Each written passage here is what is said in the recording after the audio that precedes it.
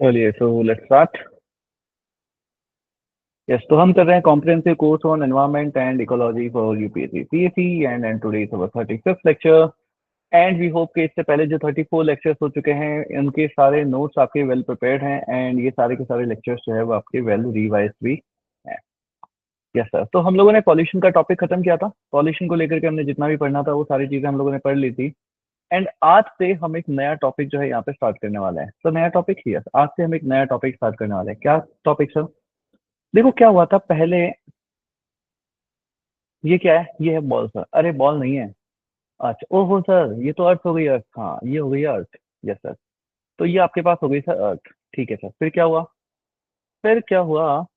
Pen, let me change the pen. Yes sir.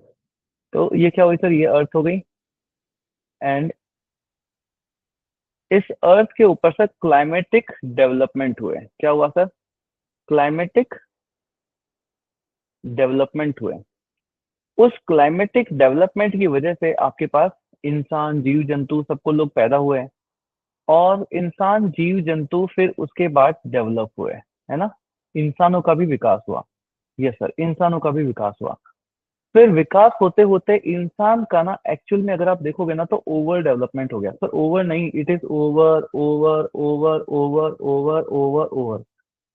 इंसान का ना बहुत ही ज्यादा ओवर डेवलपमेंट जो है वो हो गया है। और इंसान का इतना ज्यादा डेवलपमेंट हो गया सर कि उसको ये बात की खबर ही नहीं रही कि जिस क्लाइमेट के डेवलपमेंट की वजह से उसका डेवलपमेंट हो रहा है, उस जिसका ओवर ओवर ओवर डेवलपमेंट हो रहा है, वो उसी क्लाइमेट को अब चेंज कर रहा है। क्या कर रहा है सर? वो उसी क्लाइमेट को अब चेंज कर दे रहा है। सर ये सब वो कैसे कर रहा है? जब वो इंसान डेवलपमेंट कर रहा है ना, हाँ सर, जब वो इंसान डेवलपमेंट कर रहा है ना, at the same time he is also doing pollution. क्या कर रहा है sir? He is also doing pollution. Yes sir. And with that pollution he is changing the climate. क्या कर रहा है वो? जिसकी हेल्प से वो क्लाइमेट को जो है वो चेंज कर रहा है। सर ये ना फालतू की बातें हैं सर, आपको पता ही नहीं है, ऐसा कुछ नहीं है सर। आप ना डोनाल्ड ट्रंप वगैरह को सुना करो सर, वो सब मना करता है, ऐसा कुछ है ही नहीं सर, ये फालतू की बातें हैं। बेटा फालतू की बातें नहीं है।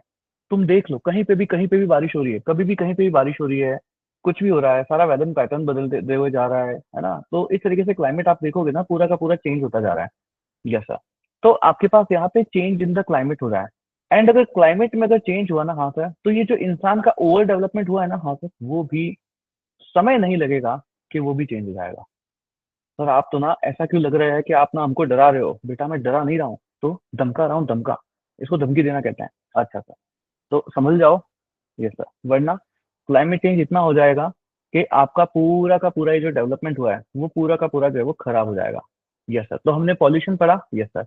उस पॉल्यूशन की वजह से क्या हो रहा है? उस पॉल्यूशन की वजह से हो रहा है sir change in the climate. Change in the climate. तो इसको जो है हमको पढ़ना है। तो नेक्स्ट हेडिंग क्या हो जाएगी सर? नेक्स्ट हेडिंग हमारे पास हो जाती है क्लाइमेट चेंज। पर सर ना मेरे को एक डाउट है। क्या डाउट है? सर ये ना चेंज इन द क्लाइमेट, सब लोग ना climate change climate change climate change कहते हैं। होता क्या है ये क्लाइमेट चेंज? सर ये क्लाइमेट चेंज तो भगवान ने खुद ने बनाया है सर। कभी सर्दी, कभी गर्मी, कभी बरसात, कभी सर ये ये क्लाइमेट चेंज तो भगवान ने खुद ने बनाया है सर। बेटा ऐसा नहीं है। वो जो आपके पास सर्दी, बरसात और है ना, उसको ऋतु कहते हैं। क्या कहते हैं? ऋतु कहते हैं सर। ऋतु का नाम मतलब सर बहुत बुरी तरीके से याद आ गई सर। अरे वो ऋतु नहीं है। अच्छा हाँ, जब देखो इमोशनल हो जाते हो तुम। हाँ सर। ये तुम्हारे कितने कांड है यार, जब देखो हर किसी को कोई सा भी नाम लो तुम्हें याद आ जाता है। जैसा तो वो तो तुम्हारे पास मौसम हुआ, उसको मौसम का चेंज होना कहते हैं। बट क्लाइमेट का चेंज होना is a very different thing. Yes sir. I hope जिन जिन लोगों ने फिजिकल ज्योग्राफी की क्लासेस कर रखी हो उनको वेदर, क्लाइमेट, मानसून, इन सभी वर्ड्स के मतलब जो है वो पता हो, है ना? कि वेदर, क्लाइमेट, मानसून, इन सभी के वर्ड्स के मतलब जो है वो पता है। वेदर चेंज होता रहता है। मानसून, हमारे यहाँ का जो क्लाइमेट है वो मानसून एक टाइप का क्लाइमेट है। एंड जब क्लाइमेट चेंज होता है ना तब बड़ी बड़ी घटनाएं होता है। जब क्लाइमेट चेंज होता है तब बड़ी बड़ी घटनाएं होती है। Yes sir. सर वो सब तो ठीक है सर, आपने धमका भी दिया, पर ये तो बताओ ये क्लाइमेट चेंज है क्या? क्लाइमेट चेंज है क्या? अच्छा, क्लाइमेट चेंज है क्या ये समझना है। हाँ सर, तो पहले तुम समझो कि क्लाइमेट किस चीज से बना हुआ होता है। हाँ सर, ये बताओ सर कि क्लाइमेट ना किस किस चीज से जो है वो बना हुआ होता है। अगर क्लाइमेट को हम डिफाइन करें तो हम सर्टेन पैरामीटर्स के ऊपर जाकर के क्लाइमेट को डिफाइन करेंगे। किसी भी जगह के क्लाइमेट को अगर मैं डिफाइन करूं तो I will be defining that climate based on certain parameters. And what are those parameters? That can be temperature, yes, कि वहां का टेम्परेचर कैसा है। That can be the pressure of that area, कि भाई वहां का प्रेशर कैसा है। That can be human, not humanity, humidity, yes. तो टेम्परेचर, प्रेशर, ह्यूमिडिटी। उसी तरीके से और क्या हो सकता है आपके पास? Rainfall, temperature, pressure, humidity, rainfall हो गया। और क्या हो गया आपके पास? विंड। इन सभी से मिलकर के आपके पास क्या बनता है सर? इन सभी से मिल करके हमारे पास बनता है जिसको हम कहते हैं सो कॉल्ड क्लाइमेट, यस। इन सभी से मिल करके हमारे पास बनता है जिसको हम सो कॉल्ड कहते हैं क्लाइमेट। बिल्कुल सही बात है। So temperature, pressure, humidity, rainfall and wind, इन सभी से मिल करके हमारे पास क्या बनता है? इन सभी से मिल करके सर हमारे पास क्लाइमेट जो है वो बनता है। बिल्कुल सही बात है। और इनमें से किसी भी एक चीज में, यस, इन सब के मिलने से एक तरह का क्लाइमेट बनेगा, यस, किसी भी जगह का। अगर इनमें से किसी भी एक चीज में आपने किसी भी तरीके का कोई भी चेंज किया या किसी भी तरीके का कोई भी इसमें वेरिएशन आपको यहाँ पे हुआ तो उसको क्या बोलते हैं? उसी को बोलते हैं क्लाइमेट चेंज, यस, उसी को बोलते हैं क्लाइमेट चेंज। तो क्लाइमेट चेंज हम किसको बोलेंगे? कैसे किसी भी एरिया के temperature, pressure, humidity, rainfall, wind, इनमें से किसी के अंदर भी अगर कुछ भी चेंज होता है तो उसको हम क्या बोलते हैं? उसको हम बोलते हैं क्लाइमेट चेंज। समझ आया सभी को? क्लियर सभी को? वेरी बेसिक डेफिनेशन समझ आया? Yes, good. चलो, तो temperature, pressure, humidity, rainfall, wind, इनमें से अगर किसी में भी कुछ भी चेंज होता है तो उसको हम क्या बोलते हैं? उसको हम बोलते हैं क्लाइमेट चेंज। उसको हम बोल देते हैं क्लाइमेट चेंज। चलो सर, तो सर ये ऐसा ऐसा कुछ होता भी है क्या सर? हम ना क्लाइमेट चेंज तो सर दिन में 4 बार होता है, इसका मतलब सर सुबह देखो, सुबह ना कम टेम्परेचर होता है, फिर शाम को ना ज्यादा, दिन में ना बहुत भयंकर चिल्लाती सी धूप हो जाती है, उसके बाद ना सर और भी आपको पता नहीं सर, क्लाइमेट चेंज तो हर दिन ही होता रहता है। इसका मतलब सर ये तो कोई समस्या है ही नहीं सर। बेटा तुम ना अभी भी, मुझे ऐसा लगता है कि समय की गंभीरता को समझ नहीं रहे हो, क्लाइमेट चेंज की गंभीरता को समझ नहीं रहे हो सर। ऐसा क्यों? क्योंकि ये कोई दिन रात में होने वाली चीज नहीं है। ओवरऑल अगर हम सालों साल में जो टेम्परेचर, प्रेशर, ह्यूमिडिटी, रेनफॉल या विंड आपकी आपके प्लेस पर रहा होगा, उसके अंदर अगर एक सिग्निफिकेंट वेरिएशन आना लगे, कैसा?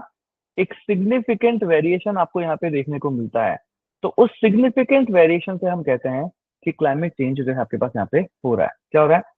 क्लाइमेट चेंज जो है आपके पास यहाँ पे हो रहा है। क्लियर सभी को यहाँ तक? यस। अरे समझ आ रहा है कि नहीं आ रहा है? ऐसे नहीं कि दिन में, रात में आप टेम्परेचर थर्मामीटर लेके बैठ गए कि सर देखो टेम्परेचर चेंज हो गया, क्लाइमेट चेंज हो गया, अब मैं क्या करूँ सर, हाय तौबा, मर जाऊंगा मैं तो, है ना? ऐसे दिन भर में नहीं मानना है। एक एवरेज, एक एवरेज औसतन जो आपके यहाँ पे होता है उसको हम बोलते हैं क्लाइमेट चेंज। औसत में अगर उस औसत में चेंजेस आया तो फिर आपके पास यहाँ पे जो है वो क्लाइमेट चेंज होता है। ठीक है सर, एक बात बताओ, ये सब क्लाइमेट चेंज ना होता कैसे है? चलो, होता कैसे समझना है। हाँ सर, ये सब क्लाइमेट चेंज ना होता कैसे है, चलो समझाता हूँ। क्या होता है आपके पास सर, क्या होता है बताओ? क्या होता है कि ये तुम हो, हाँ सर ये मैं हूँ। तुमने क्या किया? हमने किया सर पॉल्यूशन। ओहो सर, मैं जिंदगी में कुछ और अच्छा काम कर ही नहीं रहा हूँ क्या? सारे दिन पॉल्यूशन ही कर रहा हूँ क्या? आप तो पीछे ही पड़ गए हो मेरे। अरे कोई बात नहीं, समझ से सही, ठीक है सर। तो आपने किया पॉल्यूशन, ठीक है सर। पॉल्यूशन से क्या हुआ? पॉल्यूशन से एक फिनोमेना होता है, ये सर, जिसको बोलते हैं फोर्सिंग। क्या बोलते हैं?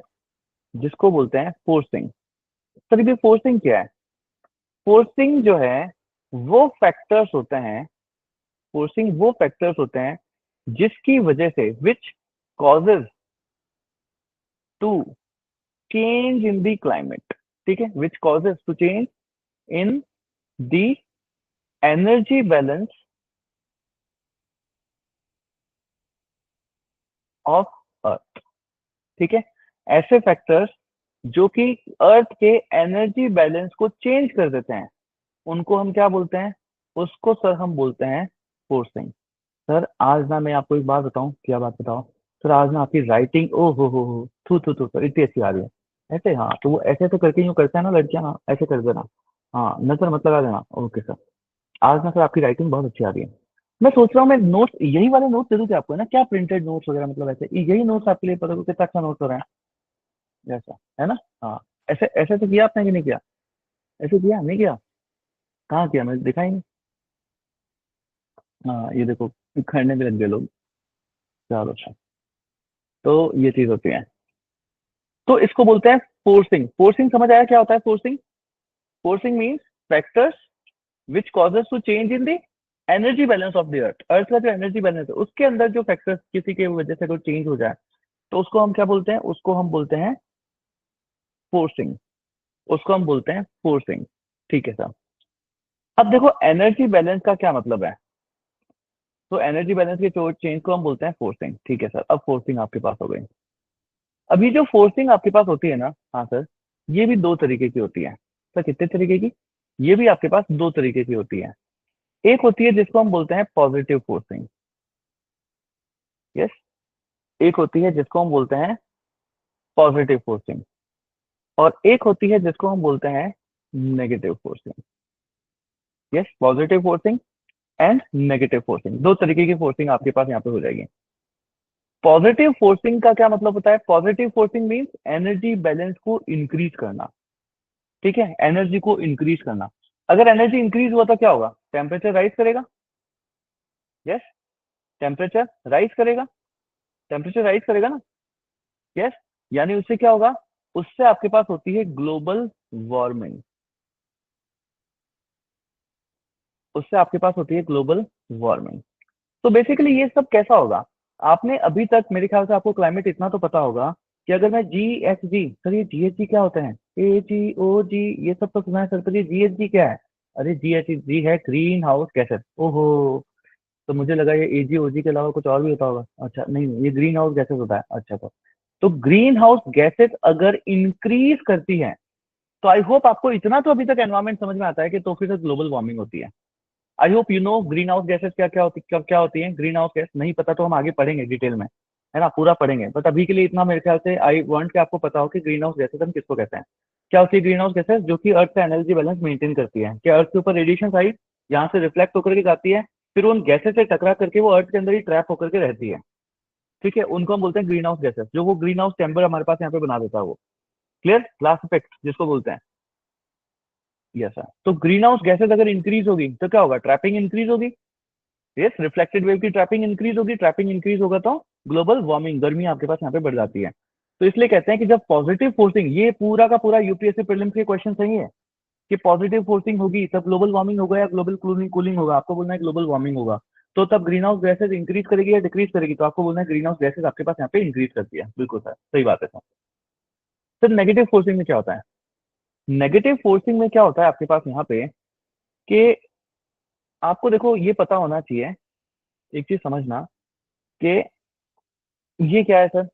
ये है अर्थ, मैं कैसे मान लूं, पेड़ लगा लूं। अच्छा सर। ये क्या है सर? गोला। अरे गोला नहीं है, सूरज है, सूरज। अच्छा सर। सूरज से रेडिएशन आ रही होती है। ठीक है सर। सर ऐसी कैसी रेडिएशन? अरे ऐसी रेडिएशन होती है सूरज से। अच्छा सर, ऐसे आती है, फिर वो ऐसे ऐसे करके चली जाती है। सर ये क्या बना दिया आपने सर, ये भेदभाव क्यों सर? अरे बेटा इसको बोलते हैं शॉर्ट वेव। सूरज से जो रेडिएशन आती है वो शॉर्ट वेव होती है, और जो अर्थ वापस यहाँ से, यहाँ पे कुछ रेडिएशन तो एब्जॉर्ब हो जाएगी। यस, कुछ रेडिएशन तो एब्जॉर्ब हो जाएगी, कुछ रेडिएशन आपके पास हमेशा वापस reflected back by the earth हो जाती है। ठीक है, reflected back by the earth हो जाती है। तो जो ये रेडिएशन रिफ्लेक्टेड बैक आपके पास होती है ना, वो आपके पास होती है लॉन्ग वेव रेडिएशन। क्या बोलते हैं इनको? बोलते हैं लॉन्ग वेव रेडिएशन। ठीक है सर। तो क्या होता है यहाँ पे अर्थ के पास में, यहाँ पे जो ग्रीन हाउस गैसेज होती हैं, GHG, ग्रीन हाउस गैसेज, ये यहाँ से ट्रैप करके इनको ना एनवायरमेंट में ही फंसा के रखती है, जिसकी वजह से आपके पास क्या होता है, जिसकी वजह से आपके पास होती है, यस, वार्मिंग इफेक्ट। इसकी वजह से आपको यहाँ पे अर्थ का वार्मिंग इफेक्ट जो है वो देखने को मिलता है। ठीक है सर, यहाँ तक समझ आया सभी को? यहाँ तक समझ आया सभी को? Yes, are we good with it? Yes.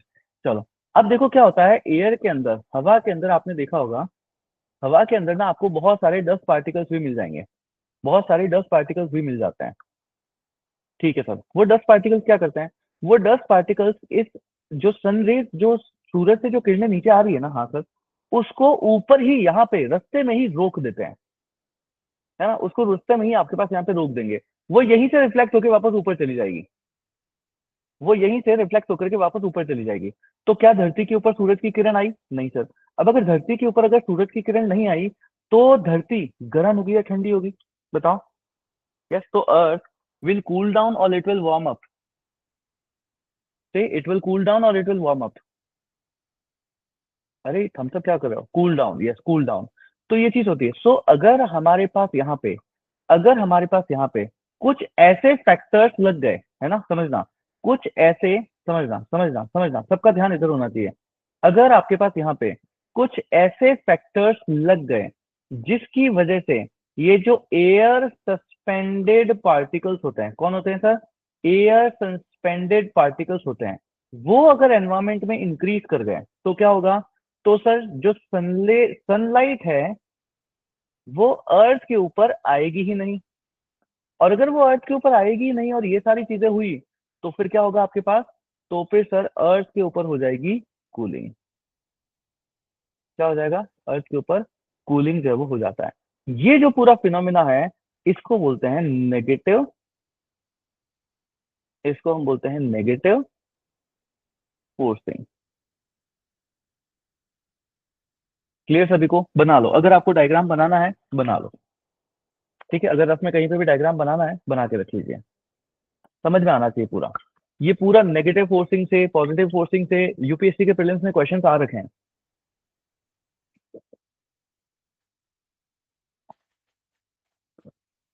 बना लीजिए इसको।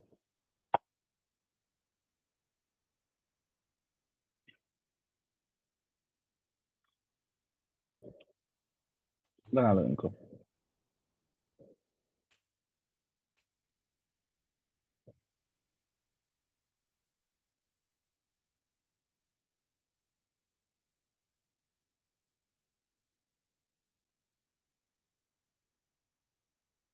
देख रहा हूँ मैं, सब लोग ये अपना अपना कैमरा बंद करके बैठे हैं कि सर कहीं हमें देख ना ले पड़ते हुए, हमको नजर लग जाएगी।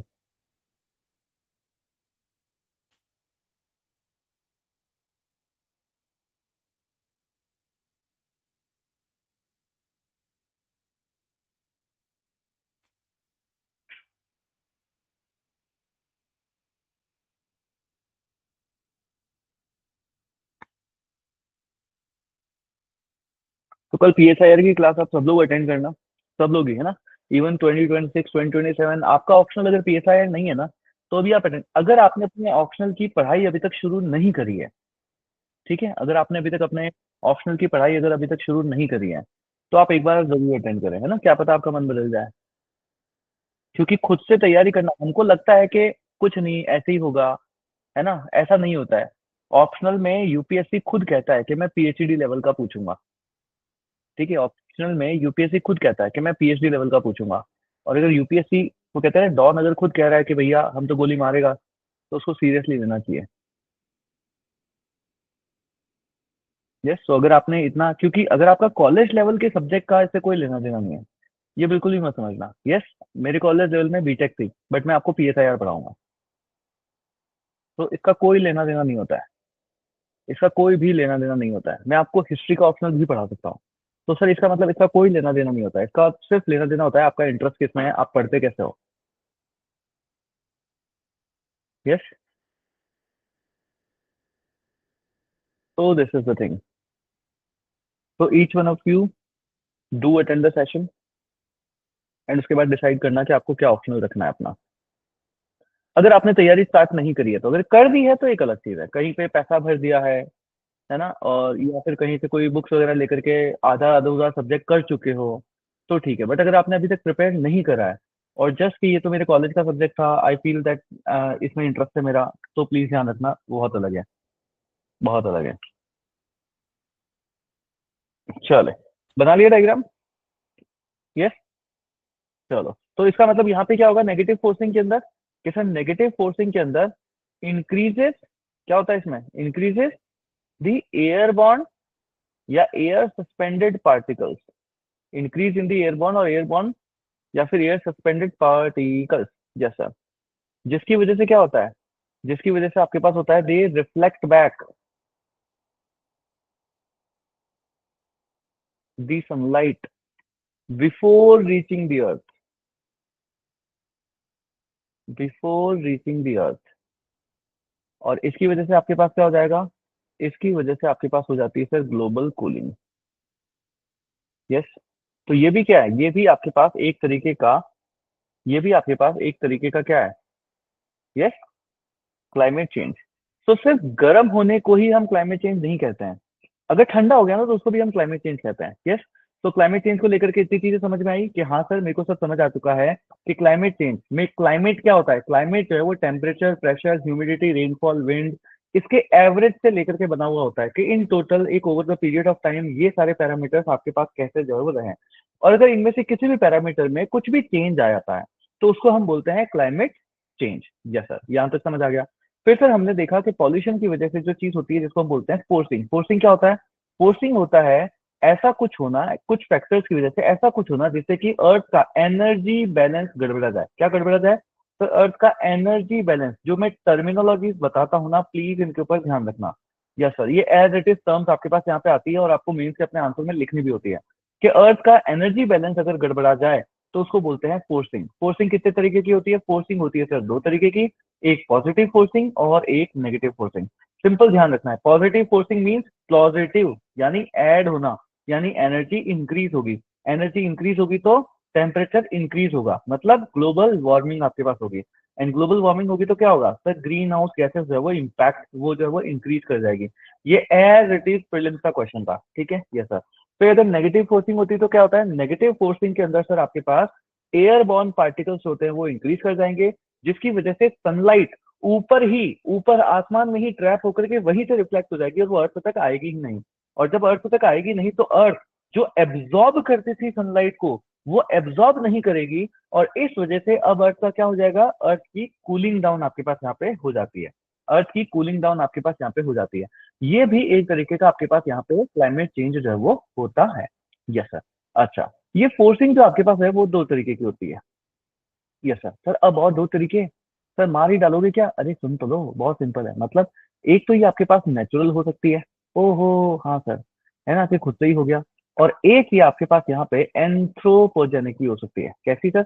एंथ्रोपोजेनिक जिसको कहते हैं। सर ये क्या होता है? अरे अगर तुम करोगे तो उसको एंथ्रोपोजेनिक कहते हैं, तो मतलब मैन मेड। क्लियर सभी को? यस। तो फोर्सिंग जो आपके पास होती है वो एंथ्रोपोजेनिक भी होती है, एंड ये जो फोर्सिंग आपके पास है वो नेचुरल भी आपके पास यहाँ पे हो सकती है। डन सभी को? Yes sir. सर मेरे को ना एक क्वेश्चन आपसे, मेरे से क्वेश्चन है? हाँ सर। क्या क्वेश्चन सर? मेरे को एक बात बताओ सर, क्या ऐसे कारण रहे होंगे जो ये पॉजिटिव फोर्सिंग या नेगेटिव फोर्सिंग आपके पास ना ये सारी की सारी चीजें जो है वो होती है? ऐसा क्या रहा होगा?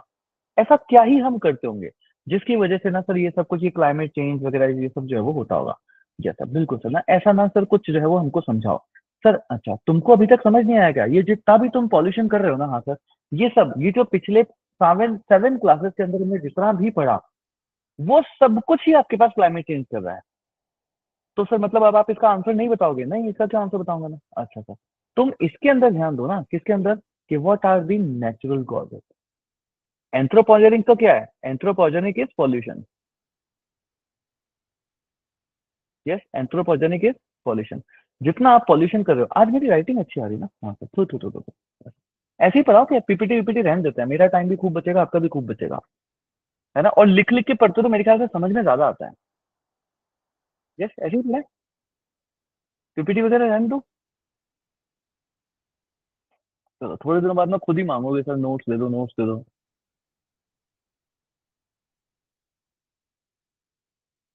चलो, तो फोर्सिंग होती है नेचुरल एंड पॉल्यूशन, पढ़ाएंगे ऐसे पर नोट्स भी देंगे। अब सही है? हाँ सर, ये बेस्ट है सर ना। संडे को आप क्या ही करोगे घर पे जाके? एग्जाम भी आप ही दे आना। देखो मैं दे आऊंगा, अगर तुम, तुम्हारी सैलरी का भी तुम क्या ही करोगे, मेरे को दे देना, है ना। मतलब देख लो। चलो सर,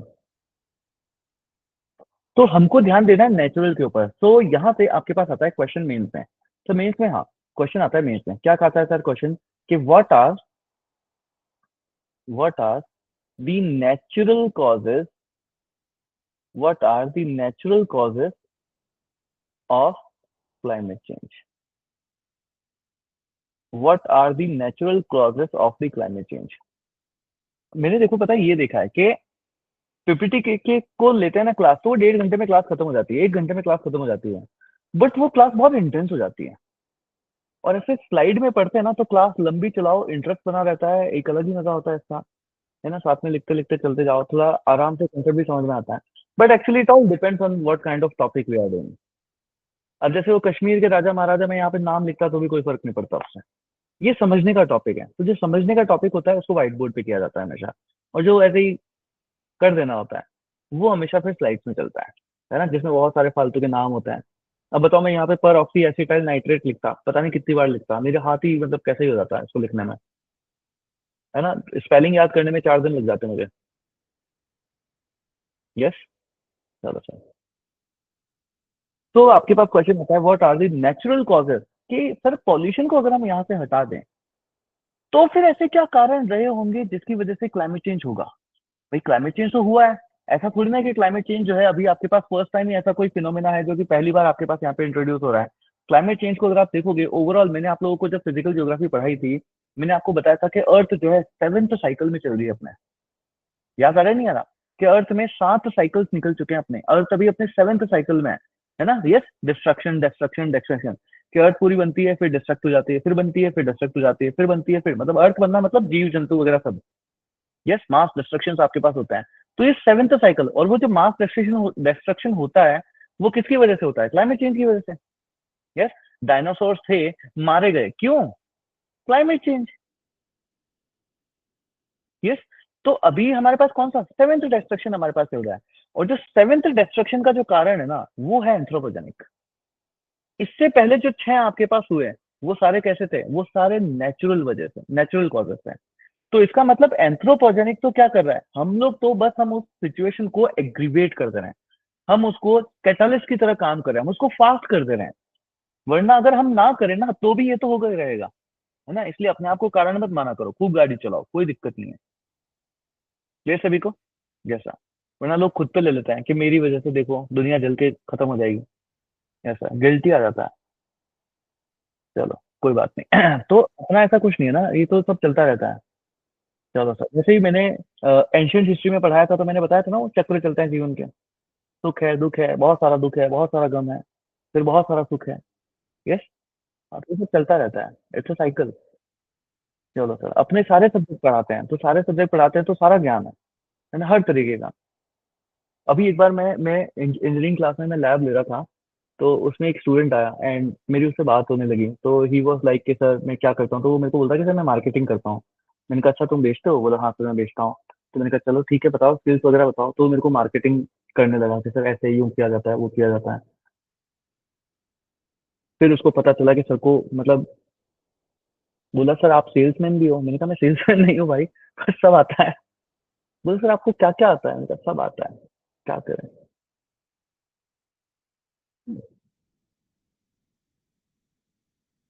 चलो, यूपीएससी के ये जो सब्जेक्ट्स ना, polity, economy, environment, history, geography, जब आप यूपीएससी की प्रिपरेशन करते हो या आप यूपीएससी के लिए किसी को पढ़ाते हो, आपको इतना नॉलेज मिलता है ना हर चीज का। मैंने आपको बताया ना कि इस दुनिया में नॉलेज ना सिर्फ 3 लोगों को होती है।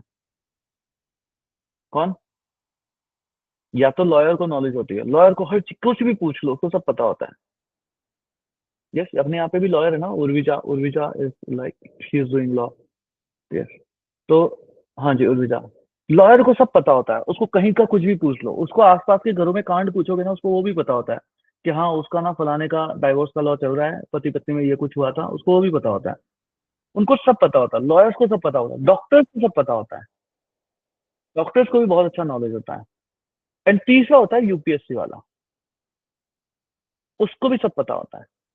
बाकी ये इंजीनियर इंजीनियर को कुछ नहीं पता होता। आज आप बीटेक स्टूडेंट्स को न्यूज पूछोगे ना कि इसराइल में क्या चल रहा है, आधे लोगों को ये नहीं पता। मैंने एक बार एक लड़की से अभी कुछ दिनों पहले ऐसे ही हम लोग क्लास में बात कर रहे थे, तो किसी ने कहा था सर कि हमको तो प्रेसिडेंट के नाम भी ना इनको तो नहीं पता। सीरियसली उनको प्रेसिडेंट के नाम भी नहीं पता कि प्रेसिडेंट कौन है, अभी तक रामनाथ कोविंद का नाम ले रहे हैं वो। ऐसे है, ये बीटेक की हालत है। चलो सर, लेफ्टिनेंट गवर्नर को बोलते हैं सर, लेफ्टिनेंट गवर्नर तो आर्मी में होगा ना, क्योंकि नाम के आगे लेफ्टिनेंट है। बताओ, ऐसी बातें कौन करता है? मैंने कहा आज तक अखबार कभी जिंदगी में उठा के देखा हो तो अरविंद केजरीवाल के जिंदगी में जो टसल चली हो वो एलजी की वजह से चली है। तो ऐसे ऐसे तो लोग होते हैं। ये तो बीटेक मतलब क्या ही बताऊं मैं आपको। चलो एनीवेज, तो what are the natural causes of the climate change, कि नेचुरल कॉजेज है वो क्या क्या रहे होंगे आपके पास। तो आप लोगों ने फिजिकल ज्योग्राफी का कोर्स करा है कि नहीं करा है? यस, करा है ना सबने। जिन जिन लोगों ने फिजिकल ज्योग्राफी का कोर्स करा होगा ना उन सबको पता होगा कि सर क्लाइमेट चेंज जो आपके पास होता है, क्लाइमेट चेंज होता है पॉल्यूशन की वजह से। How many of you agree with it? Yes, यही होगा। जो मेन कॉजेज है क्या है, पॉल्यूशन की वजह से है। मेरे को एक बात बताओ, क्या पॉल्यूशन के अंदर जो पॉल्यूटेंट्स आपके पास होते हैं, क्या उनको सिर्फ और सिर्फ मैन ही ऐड कर रहा है क्या? नहीं सर, ऐसा तो नहीं है। वो पॉल्यूटेंट नेचर भी तो ऐड कर रहा है, और मैन से ज्यादा कर रहा है। सर मैन से ज्यादा नेचर कैसे ऐड कर रहा है? नेचर को देख लो आप। अगर अर्थक्वेक आया, यस सर, धड़ाम से कोई बिल्डिंग नीचे गिरी, ओहो सर, 10 पार्टिकल ही पार्टिकल उड़ गए। यस, वॉल्केनोज आ गए, ओहो सर, कोई प्लेट खसक गई, और sir, yes sir, continental drift आपके पास, प्लेट टेक्टोनिक्स आपके पास, इन सब की वजह से। आप किसी भी वॉल्केनो को देख लो, वॉल्केनिक इरप्शन से कितनी गैसेस निकलती है आपके पास एनवायरमेंट में, और निकलती ही रहती है। यस, वो क्या है? वो भी क्या है? एडिशन। यस, ये भी क्या है आपके पास? खराब कर रहा है एनवायरमेंट को। तो इस वजह से नेचुरल कॉजेज भी आपके पास यहाँ पे जो है वो देखने को बहुत सारे मिलते हैं। तो फर्स्ट कॉजेज में आप क्या लिख दोगे? फर्स्ट कॉजेज अगर मैं यहाँ पर आपके पास यहाँ पे लेता हूँ, तो फर्स्ट में मैं लिख सकता हूँ कि भाई कॉन्टिनेंटल ड्रिफ्ट आपके पास हो गया। कॉन्टिनेंटल ड्रिफ्ट जैसे आपके पास यहाँ पे हो जाता है, या फिर जिसको मैं बोलता हूँ प्लेट टेक्टोनिक। प्लेट टेक्टोनिक, तो प्लेट टेक्टोनिक, नेचुरल ड्रिफ्ट, इन सब की वजह से भी आपको यहाँ पे क्या मिलेगा? यस, क्या होता है इसकी वजह से? सर इसकी वजह से नए नए लैंडफॉर्म्स का क्रिएशन होता है। सर इसकी वजह से लैंडफॉर्म्स का डेस्ट्रक्शन भी होता है। ओहो सर, आप तो डरा ही रहे हो। जब क्रिएशन एंड डेस्ट्रक्शन ऑफ लैंडफॉर्म होता है ना, हाँ सर, जब क्रिएशन एंड डेस्ट्रक्शन ऑफ लैंडफॉर्म होता है ना, हाँ सर, तब उस टाइम में इनके अंदर जो ट्रैप्ड एनर्जी होती है, जो ट्रैप्ड एनर्जी होती है, वो ट्रैप्ड एनर्जी हो जाती है release. Oh my God sir, तो रिलीज हो जाती है पूरी की पूरी ट्रैप्ड एनर्जी, और वो सब क्या करेगी सर? वो सब आपके पास एज एन पॉल्यूटेंट की तरह आपके पास यहाँ पे काम करती है। क्लियर यहाँ तक सभी को? यस, देखा है सभी ने? यस सर, तो ये समझ में आ गया। एक और कारण सुनो। क्या सर? ये कौन है सर? तो लाइन है, अरे लाइन नहीं है। ओहो, धरती है सर, हाँ सर। ये कौन है सर? सर गोला, अरे गोला नहीं है। ओहो सर, हाँ सर, सूरज हो गया, सूरज ये सर। सूरज से ना सर अर्थ में रेडिएशन आती रहती है, ये सर। मेरे को एक बात बताओ, क्या ये रेडिएशन हमेशा इक्वल अमाउंट ऑफ रेडिएशन आती है क्या? नहीं, नहीं sir, equal amount of radiation तो नहीं आती। कभी तो सर बादल आ जाते हैं, अरे बादल छोड़ो, क्या सन जो एमिट कर रहा है रेडिएशन, क्या वो equal amount of radiation emit करता है क्या? यस, नहीं करता है। क्यों? क्योंकि सन के ऊपर भी बहुत सारी प्रॉब्लम चलती रहती है। सन के ऊपर भी बहुत सारी प्रॉब्लम चलती रहती है, जिसकी वजह से उससे आने वाली एनर्जी के अंदर वेरिएशन आता रहता है। तो जैसे कि फॉर एन एग्जाम्पल आपने सन स्पॉट का नाम सुन रखा होगा, अरे हाँ सर, धब्बा सा लग जाता है, हमने बिल्कुल सुना है। आपने सोलर साइकिल का नाम सुना होगा, अरे हाँ सर, ये भी हमने पूरा का पूरा सुना है। तो सन स्पॉट आपके पास होता है, सोलर साइकिल आपके पास होते हैं। इवन आपने देखा होगा सोलर स्टॉर्म्स भी आती हैं। यस, सोलर स्टॉर्म्स भी जो है आपके पास यहाँ पे आती है सन सर्फेस के ऊपर। ये सारी की सारी चीजें आपके पास यहाँ पे होती है। इन सबसे क्या होगा? इन सबसे अगर आप देखते हो ना, तो एक इंटेंस मैग्नेटिक एक्टिविटी होती है। क्या होती है सर? एक इंटेंस मैग्नेटिक एक्टिविटी होती है। अब मैग्नेटिक एक्टिविटी होगी, तो जो एनर्जी बैलेंस है वो चेंज होगा कि नहीं होगा? सर बिल्कुल होगा। इन सभी की वजह से आप देखते हो, तो सोलर फ्लेयर्स भी आपके पास यहाँ पे आती है। अब सोलर फ्लेयर्स आएगी तो एनर्जी बैलेंस डिस्टर्ब होगा कि नहीं होगा? सर बिल्कुल होगा आपके पास। और इन्हीं सभी की वजह से आप देखते हो, तो बहुत सारा गैशियस एमिशन भी आपके पास यहाँ पे होता है। एंड अगर बहुत सारा गैशियस एमिशन होगा तो इन सब की वजह से एनर्जी बैलेंस जो है, जो एनर्जी बैलेंस जो आपके पास है वो गड़बड़ाएगा कि नहीं होगा? यस, वो चेंज होगा। यस, वो चेंज होगा आपके पास कि नहीं होगा? वो चेंज होगा। एंड अगर ये सब कुछ चेंज होगा तो फिर आपके पास क्लाइमेट चेंज होगा कि नहीं होगा? Yes, new way of thinking. आज अगर आपको यूपीएससी का एग्जाम देने के लिए मैं भेज देता और आपको अगर क्लाइमेट चेंज के बारे में लिखना होता तो कौन लोग ये सब कॉजेज भी लिखते हैं? बताओ। सब यही लिखते हैं, सर हमने ना गाड़ी खरीद ली सर, इस वजह से क्लाइमेट चेंज हो गया सर। क्लाइमेट चेंज को ठीक कैसे करें बेटा? सर पेड़ लगा लो।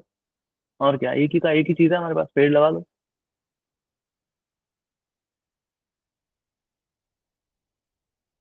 है ना, सबके पास एक ही सॉल्यूशन हर चीज का, पेड़ लगा लो।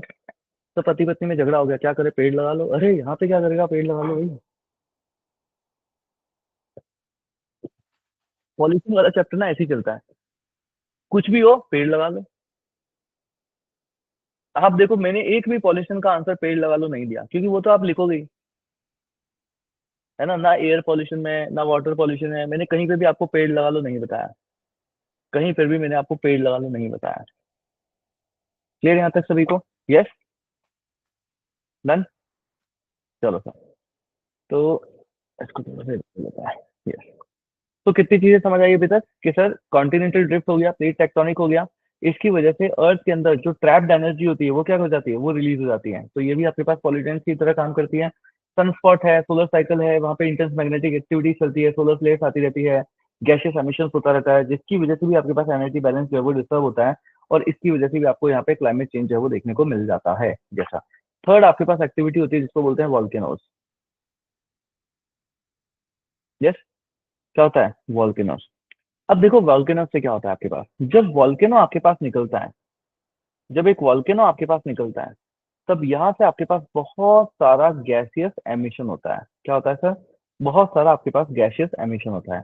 गैसियस एमिशन के साथ साथ अगर आप देखते हो तो बहुत सारा डस्ट पार्टिकल्स भी निकलते हैं।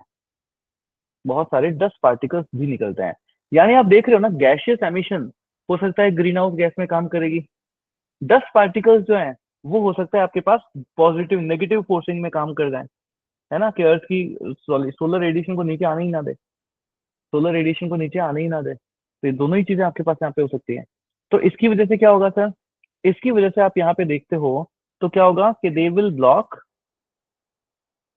Incoming solar radiation. ये क्या करेंगे? ये इनकमिंग सोलर रेडिएशन को जो है आपके पास यहाँ पे ब्लॉक कर देंगे। और इसकी वजह से क्या होगा? इसकी वजह से आपके पास हो जाती है कूलिंग ऑफ। यस, इसकी वजह से आपके पास हो जाती है कूलिंग ऑफ अर्थ। समझ आया सभी को? यस, समझ आया। चलो सर। तो फॉर एन एग्जाम्पल, ऐसा क्या निकलेगा जिसकी वजह से आपके पास यहाँ पे block incoming solar radiation, cooling of earth जो है आपके पास हो जाएगा? देख लो, अगर वॉल्केनो से आपके पास SO2 या फिर सल्फेट के एरोसोल्स अगर आपके पास निकलते हैं, यस, SO2 निकला, सल्फेट निकला, एरोसोल्स अगर अब निकले, तो ये क्या करते हैं? ये सोलर रेडिएशन को ब्लॉक भी कर सकते हैं और वो सोलर रेडिएशन को चाहे तो स्कैटर भी कर सकते हैं। सर स्कैटर मतलब फैला दिया इधर उधर। यस, उसको जो है वो स्कैटर भी कर सकते हैं। ठीक है, दे कैन ब्लॉक और स्कैटर दी सोलर रेडिएशन। ये दोनों ही जो है वो ये चीजें आपके पास यहाँ पे कर सकते हैं। क्लियर? डन। तो ये चीजें जो है आपके पास यहाँ पे होती हैं। आपने एक वॉल्केनो के बारे में सुन रखा है? फिलीपाइंस का है। फिलीपाइंस का एक वॉल्केनो है, मैंने वर्ल्ड ज्योग्राफी के अंदर पढ़ाया होगा। सुना है किसी ने? याद आ रहा है कि नहीं आ रहा? जब वॉल्केनोस को हमने पढ़ा था तो फिलीपाइंस का एक वॉल्केनो मैंने आपको पढ़ाया होगा, जिसका नाम होता है माउंट। याद आ रहा है कि नहीं आ रहा? किस किस को याद आ रहा है? Mount Pinatubo. माउंट पिनातुबो याद आ रहा है नहीं आ रहा? जब माउंट पिनातुबो में इरप्शन हुआ था तो सबने सोचा कि धरती बहुत गर्म हो जाएगी अब, बट एक्चुअल में अर्थ की कूलिंग हो गई थी इसके बाद। जिसके बाद अर्थ की जो है आपके पास यहाँ पे कूलिंग हो गई थी। ओवरऑल वहां का टेम्परेचर 0.5 डिग्री सेल्सियस तक गिर गया था। यस। समझ आया सभी को? क्लियर यहाँ तक? चलो सर। तो ये इस तरीके से आपके पास तो नेचुरल कॉजेज समझ आ रहे हैं ना, कि सर कॉन्टिनेंटल ड्रिफ्ट हो गया, प्लेट टेक्टोनिक आपके पास यहाँ पे हो गया, फिर सनस्पॉट है, सोलर साइकिल है, ये सब आपके पास हो गया, वॉल्केनोस हैं, ये सारे आपके पास हो गए। सर और क्या हो सकता है? और तो सर अब कुछ भी नहीं हो सकता सर, इसके अलावा और कोई हो सकता है क्या? हाँ हो सकता है ना, चौथा कारण और भी है क्या sir? Forest fire. Yes. Forest fire. Forest fires की वजह से भी आपके पास ग्लोबल वार्मिंग जो होती है, जब फॉरेस्ट फायर में जब जंगल में जब आग लगती है। हाँ सर, किसने देखा, किसने देखा? अरे वो मोर नाचा होता है जंगल में, मोर नाचा किसने देखा? जंगल में आग लगी ना तो पूरी दुनिया ने देखा। अच्छा अच्छा हाँ। तो यहाँ से आपके पास निकलते हैं सो कॉल्ड सूट पार्टिकल्स। क्या निकलते हैं sir? So called suit particles. ये जो सूट पार्टिकल्स होते हैं, ये ग्रीन हाउस गैसेस के अंदर एडअप होते हैं। तो इससे क्या हो जाएगा? ग्रीन हाउस इफेक्ट आपके पास यहाँ पे इंक्रीज हो जाएगा। ठीक है सर। फिर यहाँ से आप देखते हो तो इस टाइम में आपके पास ब्लैक कार्बन भी निकलता है। क्या निकलता है सर? ब्लैक कार्बन भी आपके पास यहाँ पे निकलता है। ठीक है सर। ब्लैक कार्बन का कलर पता है क्या होता है सर? नीला होता होगा। अरे ब्लैक कार्बन का कलर ब्लैक होगा ना यार। अच्छा, गोरी लड़की गोरी होती है ना, काली लड़की काली होती है। हाँ सर। सर आप ऐसी ऐसी बातें मत करो। हाँ और सॉरी। हाँ क्लियर। तो गोरा गोरा होता है, काला काला होता है, इसी तरीके से ब्लैक कार्बन ब्लैक होगा ना। नीला पीला बोल रहे हो तुम, जैसा। तो ब्लैक कार्बन ब्लैक होगा। अच्छा, तुमको ब्लैक की एक खास बात पता है क्या? तो ब्लैक की खास बात मतलब हम कुछ समझे नहीं। अगर सूरज से किरणें आ रही है और वो किसी ब्लैक के ऊपर पड़ी, तो ब्लैक क्या करता है? एब्जॉर्ब कर लेता है। ओहो सर, अब मैं पूरी तरीके से बात समझ गया हूँ। यस। जो ब्लैक कार्बन होगा, ये क्या करेगा? It will absorb the heat in the ATM. Sir ATM में? अरे एटमॉस्फेयर बाबा, लिखने तो दो पूरा। अच्छा, पता चला एटीएम है सर, मेरे पैसे जल जाएंगे सर। हाँ। क्लियर। जैसा। ये भी ना ऐसा गजब का है ना, ब्लैक कार्बन भी ना ऐसी वैसी जगह पे जाके बैठता नहीं है। ये भी जाके बैठता है सीधा आइसबर्ग के ऊपर। सीधा जाके आइस सरफेस के ऊपर बैठेगा, ग्लेशियर्स के ऊपर। वहां जाके बैठेगा, और वहां जाके बैठ के हीट को ऑब्जर्व करेगा, और फिर क्या कर देगा सर? आइस को मेल्ट करवा देगा। ओ सर, जल का स्तर बढ़ जाएगा। हाँ। क्लियर। तो ये भी सारे आपके पास यहाँ पे क्लाइमेट चेंज के कारण है। बताओ लिखते कि नहीं लिखते ये सब? अगर आज यूपीएससी का पेपर दिलवा दूं, लिखोगे ये सब? अब लिखोगे? और अब लिखोगे तो आपका पेपर में मार्क्स कितने अच्छा आएंगे? अच्छा आएंगे।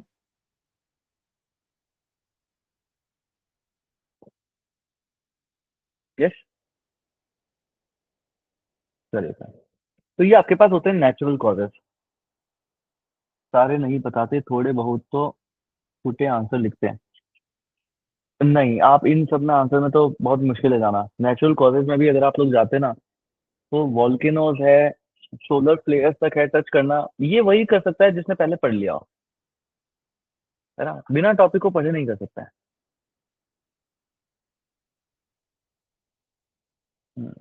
नहीं आपको आता है, मैं ये नहीं कहता आपको आता नहीं है, आपको आता है, बट ये यहाँ पे लिखना है ये नहीं पता होता, कि ये भी एक कारण है। आता सबको होता है। इनमें से कितने लोग हैं जिसको बताओ, बता दो आपके जिसको वॉल्केनो के बारे में नहीं पता हो? सबको पता है। अभी मैं कितने सारे नेचुरल कॉजेज बस बताओ, और बहुत सारे नेचुरल कॉजेज हैं, सोचो बताओ क्या हो सकता है।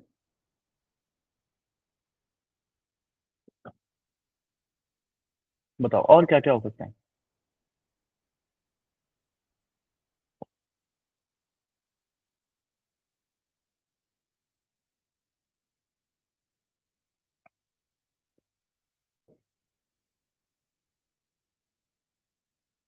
लाइटनिंग एक नेचुरल एक्टिविटी है।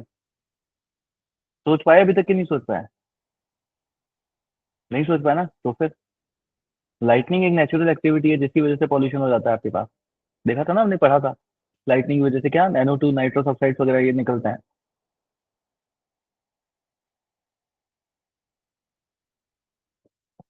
क्लियर? ऐसे बहुत सारे आपको मिल जाएंगे। तो लिखते रहना, डरते रहना, मतलब पढ़ते रहना, कोई बात नहीं। चलिए, देखा यहाँ तक? चलिए, नेक्स्ट आपके पास होता है एंथ्रोपोजेनिक। तो कॉजेज के अंदर हमने नेचुरल कॉजेज को कर लिया। नेक्स्ट आपके पास होते हैं एंथ्रोपोजेनिक, जिसके अंदर मेनली आपके पास पॉल्यूशन आता है। पॉल्यूशन हम लोग ऑलरेडी पढ़ चुके हैं। तो अब हम लोग इसके बाद वाले पढ़ेंगे। तो इसके बाद वाले मतलब इसके बाद वाला इस ग्रीन हाउस इफेक्ट। तो नेक्स्ट हेडिंग आपके पास बन जाएगी greenhouse effect, which comes under the anthropogenic activity which leads to climate change. समझ आ रहा है ना आपको किस दिशा में हम लोग जाएंगे? इवन ग्रीन हाउस के पढ़ने के बाद हम ओजोन डिप्लेशन पढ़ेंगे। क्यों सर? क्योंकि ओजोन डिप्लेशन की वजह से भी क्या होता है? Climate change. तो समझ आए ना कैसे लिंकेजेस बनकर बना करके पढ़ना होता है। अगर मैं पहले ग्रीन हाउस गैसेस आपको पढ़ाता और पॉल्यूशन में बाद में आपको पढ़ाऊं, तो क्या समझ पाते आप इतना अच्छे से? नहीं ना। अब आपको हर गैस का नाम पता है। अब आपको पता है आर्सेनिक आ गया तो क्या होगा। यस, आपको पता है पीएन क्या होता है। अब आपको पता है वॉलेटाइल ऑर्गेनिक कंपाउंड क्या होता है। तो इसलिए हमने पहले उनको पढ़ लिया। यस, कार्बन मोनोऑक्साइड क्या है, कार्बन डाइऑक्साइड क्या है, अब ये सारी चीजें आपको पता है कि पॉल्यूटेंट्स एक्चुअली है कौन कौन। वरना मैं पहले कहता कि वॉल्केनो से SO2 निकलता है, आप कहते निकलने तो क्या दिक्कत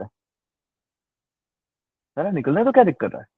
फिर मैं बोलता अरे ये पॉल्यूशन कर देता है, बोले मेरे को कैसे पता कि पॉल्यूशन करता है?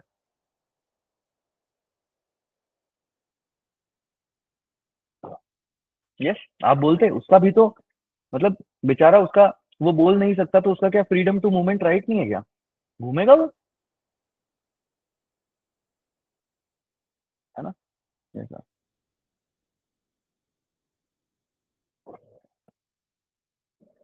चलो, तो ये चीज इसलिए पॉल्यूशन हमेशा पहले पढ़ो, उसके बाद ये सारी चीजें पढ़ो। अब लोग नादान होते हैं, यूपीएससी की तैयारी पॉल्यूशन देखते हैं, अरे एयर पॉल्यूशन तो हम ऐसे ही कर देंगे। उनको उनको देखो एयर पॉल्यूशन 3 दिन लगे एयर पॉल्यूशन को खत्म करने में। यस। तो देखो मैं आपको ना एक चीज बोलता हूँ, आपको लगता है कि हम कर लेंगे, ठीक है, बट एक प्रीलिम्स का एग्जाम ना आपको सब सिखा देगा कि आप कर पाओगे कि आप नहीं कर पाओगे। यस, इसलिए ये समझ के चलना है कि नहीं होगा, ऐसे नहीं होगा। हेल्प मिल रही है, टीचर इज टीचिंग यू, थोड़ी समय दिस चीज होनी ही चाहिए। आपको लगता है कि हाँ ठीक है, ये चीज है कर लेंगे। जैसे ऑप्शनल को लेकर के आपको लगता है ठीक है यार मेरा ग्रेजुएशन का सब्जेक्ट है मैं कर लूंगा, तो नहीं होता भाई, नहीं होता। ग्रेजुएशन का ऑप्शनल से कोई लेना देना नहीं है, ऑप्शनल में आता है पीएचडी लेवल का। यस, ग्रेजुएशन तो जीएस में आ जाती है, जीएस में भी आपके आप देखो मास्टर्स तक का पूछ लेते हैं आजकल। तो इससे कोई लेना देना नहीं है कि आपका एमए में आप हिस्ट्री ले रहे हो या आप लॉ कर रहे हो या आप एमबीबीएस कर रहे हो, कोई बात नहीं। यस, ये चीज होती है। चलो, एंड प्लीज ध्यान रखना optional is a very big game. Optional आपका गेम चेंजर होता है। चलो, तो नेक्स्ट हम लोग पढ़ते हैं एंथ्रोपोजेनिक कॉजेज। एंथ्रोपोजेनिक कॉजेज के अंदर हमको सबसे पहले देखना है ग्रीन हाउस इफेक्ट। तो next is green house effect. Sir writing खराब आ गई आपकी, बेटा नजर लग गई होगी तुम्हारी। अच्छा, ग्रीन हाउस इफेक्ट। तो नेक्स्ट है वो, इसको समझते हैं। सर क्या बात है, आप तो आप चांद सितारे भी बना रहे हो, अरे दो दो लाइन भी बना देता हूँ, चलो ठीक है।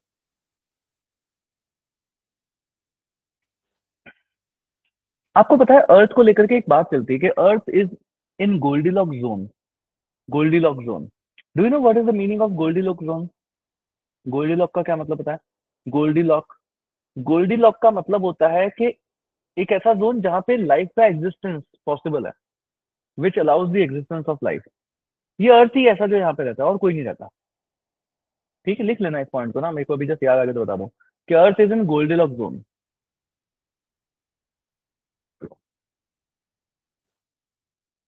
है ना, Goldilock, earth is in Goldilock zone. Goldilock zone का फायदा क्या है? गोल्डीलॉक जोन का फायदा क्या है? यस, क्या होता है ये? Which allows life, which allows the existence of life. चलो सर, तो ये क्या हुआ? सर ये गोला हुआ, अरे गोला नहीं हुआ है, अच्छा सर, अब आपने पेड़ लगा दिया ना, हमको पता चल गया ये धरती हो गई, चलो ठीक है। यस। ये क्या हुआ सर, ये फिर से गोला, अच्छा सर नहीं सर, आपकी ना ये लाइनें देख के हम समझ गए, सूरज है ये। बिल्कुल सर। सूरज से क्या आता है सर, सूरज से रेडिएशन आती है और वो ऐसे जुप जुप जुप जुप जुप जुप जुप जुप जुप जुप जुप जुप जुप जुप जुप जुप करके आती है। सर बस करो सर, ऐसे क्यों बना रहे हो, ऐसे ही बनता है। फिर जो सूरज से वापस जो रेडिएशन जाती है ना, हाँ सर, वो ऐसे ऐसे करके जाती है। अच्छा सर। फिर क्या होगा, फिर यहाँ पे कुछ पड़ा होगा। सर ये कुछ क्या है, अरे मैं अभी नहीं बताऊंगा, अच्छा सर। ये पड़ा होगा। ये सर, तो यहाँ पे क्या हुआ, यहाँ पे जब नीचे रेडिएशन आपके पास आई, तो कुछ रेडिएशन आपके पास हो गई which is so called absorb, and कुछ रेडिएशन आपके पास वापस क्या हुई, वो हो गई सर रिफ्लेक्टेड बैक। ठीक है सर। जो रेडिएशन एब्जॉर्ब हुई है उसको क्या बोलते हैं, अल्बिडो। किसको बोलते हैं, एब्जॉर्ब होने को बोलते हैं या रिफ्लेक्टेड होने को बोलते हैं, बताओ अल्बिडो किसको बोलते हैं। What do you mean by albedo, absorb होना या रिफ्लेक्टेड होना, से अल्बिडो किसको बोलते हैं, एब्जॉर्ब होने को बोलते हैं, रिफ्लेक्टेड होने को बोलते हैं।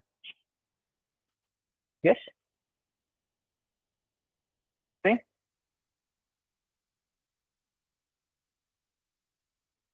बोलिए बोलिए बोलिए बोलिए। रिफ्लेक्टेड होने को। चलो सर ठीक है। तो अब यहाँ पे देखो आप लोग चीजें, क्या हुआ आपके पास, अरे सुनो तो सही, हाँ ठीक है ठीक है ठीक है ओके। तो अब देखो आपके पास क्या होगा, यहाँ पे एब्जॉर्ब हुई, एब्जॉर्ब होने के बाद रिफ्लेक्ट हो गई। तो रिफ्लेक्ट होने के बाद आपके पास ये ऐसे ऐसे चलती है।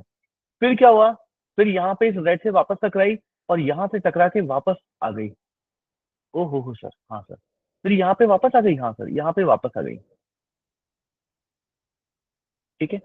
अब जब ये वापस आ गई तो यहाँ पे भी वापस से क्या होगा, सर कुछ एब्जॉर्ब होगी, कुछ वापस रिफ्लेक्ट हो जाएगी, वापस रिफ्लेक्ट होगी और फिर से किसी से टकराएगी, फिर से किसी के से टकराने के बाद आपके पास वापस आएगी, और वापस आकर के क्या होगी, सर कुछ तो एब्जॉर्ब हो जाएगी और कुछ जो है वापस आपके पास रिफ्लेक्ट जो है वो हो जाती है। और ये जो है आपके पास साइकिल जो है वो चलता रहता है, ये साइकिल जो है आपके पास यहाँ पे चलता रहता है। Clear sir. तो सर समझाना क्या चाह रहे हो आप, समझो तो सही, रुको तो सही, हाँ सर। तो ये जो इंसिडेंट लाइट होती है आपके पास अर्थ से, ये जो इंसिडेंट लाइट आपके पास होती है, ये आपके पास होती है शॉर्ट वेव रेडिएशन। सर ये आप पढ़ा चुके हो, अरे ढंग से पढ़ लो एक बार, यूपीएससी पूछता है। हाँ साइंस एंड टेक का टॉपिक है ना, यस सर। तो शॉर्ट वेव रेडिएशन इसको बोलते हैं। और ये जो रिफ्लेक्टेड लाइट होती है इसको बोलते हैं लॉन्ग वेव रेडिएशन। क्या हो गई, ये आपके पास होती है लॉन्ग वेव रेडिएशन। यस। ये आपके पास हो जाती है लॉन्ग वेव रेडिएशन। डन सभी को यहाँ तक, यस सर। ये जो डॉट है जिनसे ये टकरा करके वापस अर्थ की तरफ आ रही है, या जो यहाँ पर आपके पास एक शीट टाइप पूरी की पूरी बना रहे हैं कि ट्रैप्ड हीट को हम बाहर जाने ही नहीं देंगे, इस ट्रैप्ड हीट को हम यहाँ से बाहर जाने ही नहीं देंगे, ये जो है इसको हम बोलते हैं ग्रीन हाउस गैसेस। क्या बोलते हैं, ग्रीन हाउस गैसेस। और ये जो पूरा ये जो क्रियाक्रम चल रहा है यहाँ पे, इस पूरे क्रियाक्रम इस कार्यक्रम को बोलते हैं ग्रीन हाउस इफेक्ट। क्या बोलते हैं, इसको हम बोलते हैं ग्रीन हाउस इफेक्ट। क्लियर सभी को यहाँ तक, यस। क्लियर। अरे समझ आया नहीं आया, यस सर। क्लियर। चलो सर, तो इसको हम लोग बोलते हैं ग्रीन हाउस इफेक्ट।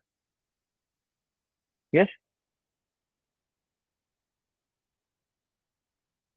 तो इस ग्रीन हाउस इफेक्ट की वजह से क्या होगा सर, इस ग्रीन आउट इफेक्ट की वजह से आप देख रहे हो ना कि एक रेडिएशन जो आकर के टकरा के वापस जा चुकी होती, अब वो अर्थ को बार बार गर्म करेगी, है ना। जब जब धरती के ऊपर वापस आएगी एब्जॉर्ब होगी, फिर आएगी, फिर थोड़ी सी एब्जॉर्ब होगी, तो इससे क्या होगा, इससे वो बार बार आपके पास यहाँ पे क्या करेगी, यस गर्म करेगी।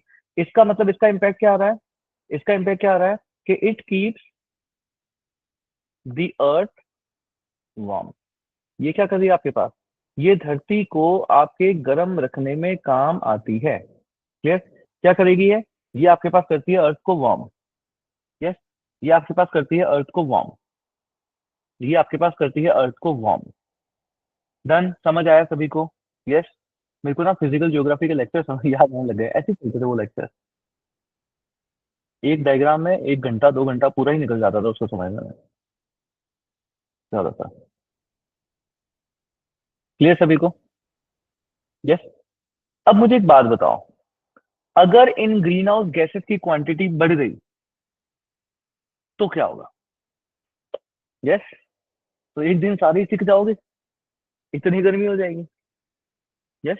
एक दिन सारे के सारे ही सिक जाओगे। यस। तो ये चीज होती है, तो कहते हैं कि अगर ग्रीन हाउस गैसेस को अगर आपने, यस, एक्सट्रीम वार्म हो जाएगा।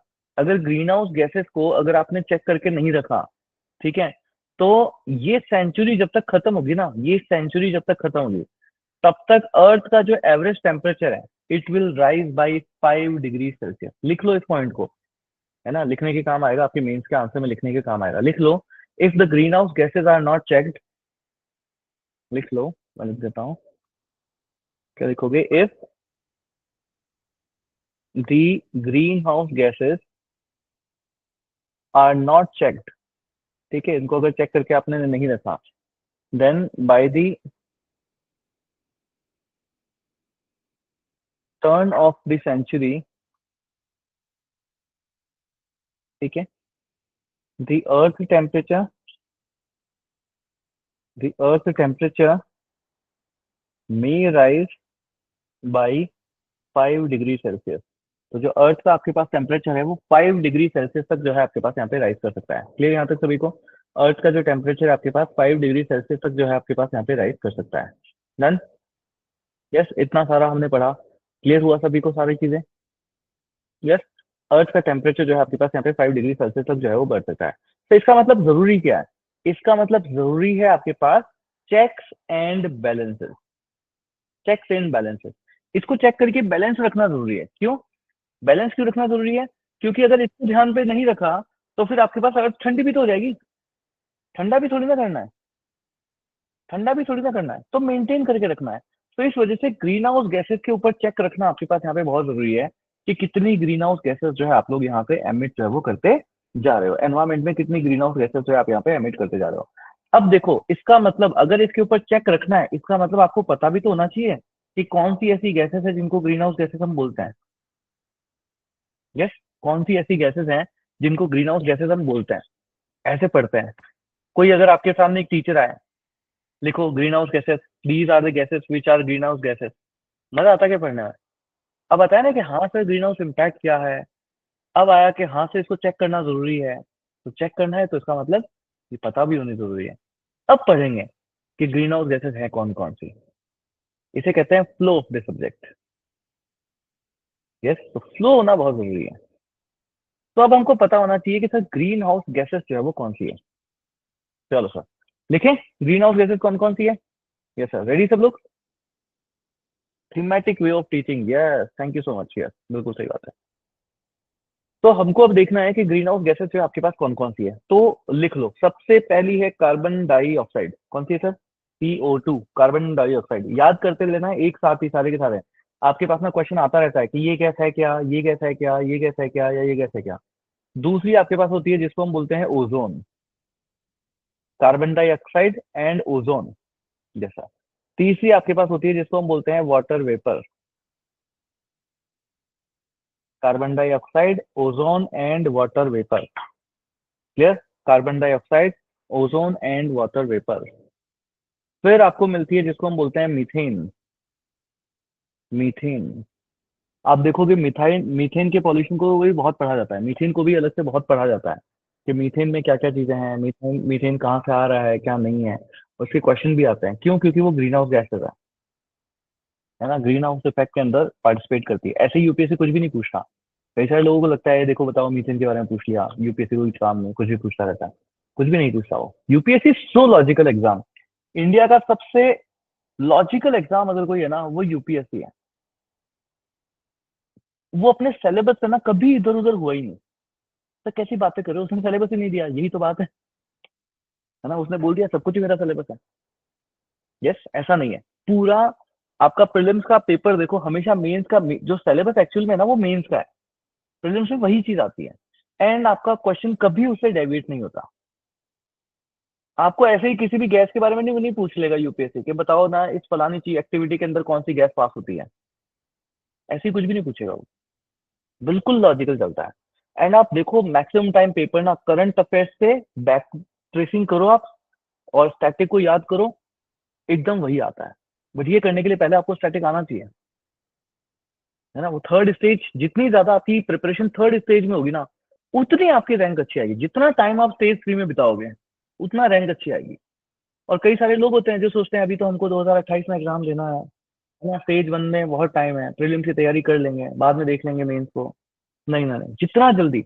आज अगर जैसे तरंग गिडवानी, आज अगर 2027 में एग्जाम देना है, तो तरंग गिडवानी अपना ऑप्शनल बाद में नहीं करेंगे, है ना। स्टेज 1 स्टेज 2 ये तो अभी खत्म कर देना है। उसके बाद स्टेज 3 में बिताओ आपको टाइम, जितना भी टाइम बिताना है। इससे क्या होता है कि 1 साल नहीं हुआ, 2 साल नहीं हुआ ना, तो आपको पता है अब हमको करना क्या है। यस। चलो सर। तो ये तो सारी हो गई बातें, ये याद हो गए कि नहीं हो गए कि कार्बन डाइऑक्साइड है, ओजोन है, वाटर वेपर है और मीथेन है। याद हो गया। Carbon dioxide, water vapour, ozone and methane. Clear sir. फिर है N2O। N2O। क्लियर लिखा। नाइट्रस ऑक्साइड बोलते हैं इसको, N2O। फिर सेवेंथ आपके पास होती है, फिर सेवेंथ यहाँ पे लिख देता हूँ, फिर सेवेंथ आपके पास होती है, ये सब याद हो गया, CO2, ओजोन, फिर water vapour, methane and N2O, याद हो जाएंगे जैसा। फिर आपके पास एक आता है ग्रुप वापस, जिसको हम बोलते हैं fluorinated gases. Yes. Fluorinated gases. अब ये फ्लोरिनेटेड गैसेस की कौन कौन सी हो गई जिसमें आपके पास फ्लोरीन होती है? जैसे HFC हो गई, जैसे PFC हो गई, जैसे SF6 आपके पास हो गई, या फिर जैसे NF3 आपके पास हो गई। जैसे NF3 आपके पास हो गई, NF3 के ऊपर ना ऐसे डब्बा बना लेना। NF3 के ऊपर ऐसे डब्बा बना लेना सर, क्यों? क्योंकि इसको पहले नहीं रखा गया था इस ग्रुप में। NF3 को पहले प्लीज इस ग्रुप में नहीं रखा गया था। NF3 को जब आपके पास यहाँ पे इनका दोहा समिट हुआ था, उसके अंदर इसको जो हुआ ऐड किया गया था। लिख लेना इसके आगे, it was added by Doha summit. It was added by, it was added by Doha summit. ठीक है, it was added by Doha summit. तो ये अभी लेटेस्ट एडिशन है ये। ठीक है। तो ये आपके पास फ्लोरिनेटेड गैसेस होती है, HFC, PFC, SF6 and NF3। Clear? याद हो जाएंगी कि नहीं हो जाएगी? Carbon dioxide, ozone, water vapour, methane and N2O, ये एक ग्रुप हो गया पूरा ही। फिर फ्लोरिनेटेड गैसेस का आपके पास एक ग्रुप हो गया। यस। फिर फ्लोरिनेटेड गैसेस का आपके पास एक ग्रुप हो गया। उसके बाद कार्बन लिख लो, आठवां कार्बन। ये भी दो तरीके का होता है। तो कौन सा? एक ब्लैक एंड एक ब्राउन। एक ब्लैक एंड एक ब्राउन, ये भी सब कुछ करता है। याद हो जाएंगे नहीं हो जाएंगे? Again 3 blocks. पहला ब्लॉक क्या है? तो पहला ब्लॉक है कार्बन डाइऑक्साइड का, फिर ओजोन, फिर वाटर वेपर, फिर मीथेन, फिर N2O। हो गए याद? मेरे साथ 5-6 बार बोलो, याद हो जाएंगे। देखो, इसको ऐसे याद करना है, 5 4 2, याद हो जाएगा। 5 4 2, 5 4 and 2, 5 क्या है? 5 सबसे पहले ozone, sorry, carbon dioxide, ozone, water vapour, methane and N2O। Clear? Carbon dioxide, ozone, water vapour, methane and N2O। Carbon dioxide, ozone, water vapour, methane and N2O। Done. उसके बाद 4 क्या है? Fluorinated gases. कौन कौन सी? HF6, HFC, PFC, SF6 and NF3। याद कर लो सारे के सारे। ये क्वेश्चन आता है कौन कौन सी गैस, क्या ये ओजोन गैस, ये क्या, ये जो आपके पास है जो ग्रीन हाउस गैस है कि नहीं है। उसके बाद कार्बन, दोनों ही, ब्लैक कार्बन भी, व्हाइट कार्बन भी, ये ब्राउन कार्बन भी। और NF3 के ऊपर डब्बा बना लेना है। क्यों? क्योंकि इसको लेटेस्ट अभी एडिशन हुआ था, it was added by Doha summit, latest addition है। याद हो जाएंगे? यस। याद हो गए सभी को? चलो। चलो, good one, good one, good one, good one. इसमें देख रहे हो, आपने एक चीज ऑब्जर्व करी क्या? यस। एक चीज ऑब्जर्व करी क्या?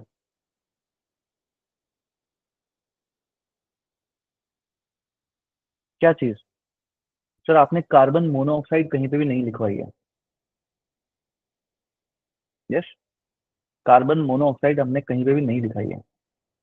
अरे 6 नहीं है, 6 है ही नहीं। 6 कुछ है ही नहीं, वो उसको कर दो, 5 6 और 7 कर दो, ऐसे कर दो। ठीक है। कार्बन मोनोऑक्साइड हमने कहीं पे भी नहीं लिखा है। और याद रखना जो मैंने लिखवाया नहीं वो है नहीं, ठीक है। तो स्टार मार्क करके लिख लेना कि carbon monoxide is not a green house gas. Carbon monoxide is not a green house gas, है ना, इसको लेकर के क्वेश्चन आ चुका है। Carbon monoxide green house gas है कि नहीं है। और नादान परिंदे होता है आप लोगों को तो लगता है जो भी पॉल्यूशन कर रहा है वो सब ग्रीन हाउस गैस है। यस, ग्रीन हाउस गैस वही है जो अर्थ की वार्मिंग के अंदर के अंदर जो है वो अपना वो कहते हैं ना कि अपना योगदान दे रही है। जो अर्थ की कूलिंग में देते हैं वो नहीं है। जैसे मैंने यहाँ पे कहीं पे भी PM2.5 PM10 ये सब नहीं लिखवाया। यस, फैन VOC ये सब नहीं लिखवाया मैंने कहीं पे भी। क्लियर, तो ये सारी यही है जो आपके पास ग्रीन हाउस गैसेज है। मार्क करके लिखा, carbon monoxide is not a green house gas. लिखा सबने, carbon monoxide is not a green house gas. मैं भी लिख देता हूँ यहीं पे, है ना, नोट्स रह जाएंगे आपके। ये सर स्टार मार्क लगा के लाल पेन से लिख देता हूँ। ये सर आज आपकी राइटिंग सर बहुत अच्छी आ रही है सर, चांद सितारे भी बना रहा था। लिख देना carbon monoxide is not a green house gas. Carbon monoxide is not a green house gas. Carbon monoxide is not a green house gas. Done यहाँ तक। चलो गुड वन।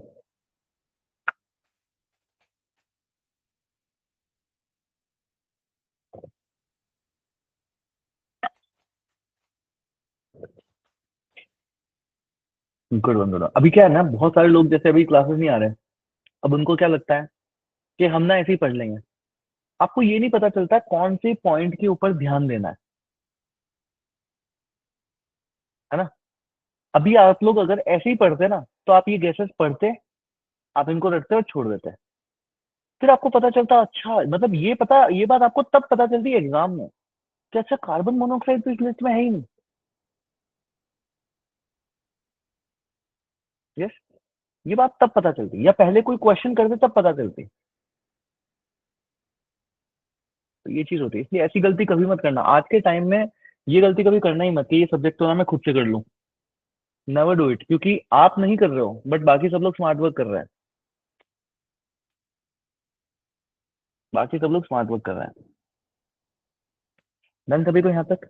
यस, तो अब एक एक करके फिर इन गैसेस को पढ़ना स्टार्ट कर देते हैं। डन, लिखिए सबसे पहला कार्बन डाइऑक्साइड। रहने दो, कार्बन डाइऑक्साइड को क्या ही पढ़ेंगे, पहले ही पढ़ लिया है। ओजोन सर, इसको भी पढ़ लिया। Water vapour sir, physical geography में पढ़ लिया। लिखो फिर मीथेन। यस, लिखिए फर्स्ट मीथेन। तो हमको अब इसमें पढ़ना है मीथेन को।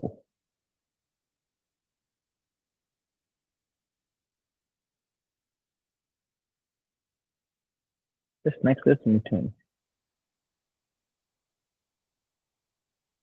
मीथेन सबसे पहले क्या देखना है, कैसे ये आएगी कहाँ से।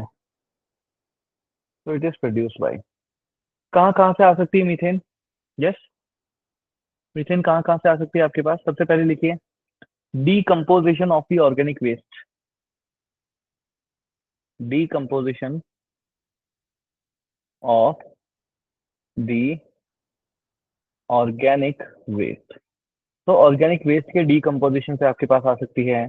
या फिर इसको ये भी बोलते हैं कि जब राइस का कल्टीवेशन आप करते हो तो राइस कल्टीवेशन से भी आपके पास जो है वो क्या कहते हैं, जो मीथेन जो है वो निकलती है। And it is very important point, इसके ऊपर डब्बा बनाने का बहुत सारे लोगों को ये बात तो नहीं पता होती। ये क्या है ना कि डीकम्पोजिशन ऑफ ऑर्गेनिक वेस्ट वगैरह ये तो सबको पता ही है कि ये तो निकलेगा ही निकलेगा। इवन जब बायोलॉजिकल मैटर, ये decomposition of the same same है ना, इसको सेम रखना। और फिर एंड बायोलॉजिकल मैटर भी करना है, बायोलॉजिकल मैटर, इसके भी डीकम्पोजिशन से आपके पास जो है वो मीथेन या और भी सारी गैसेस तो आपके पास यहाँ पे निकलेगी ही निकलेगी। बट ये राइस कल्टीवेशन ये एक ऐसा पॉइंट है जो आपके दिमाग में कभी आएगा ही नहीं।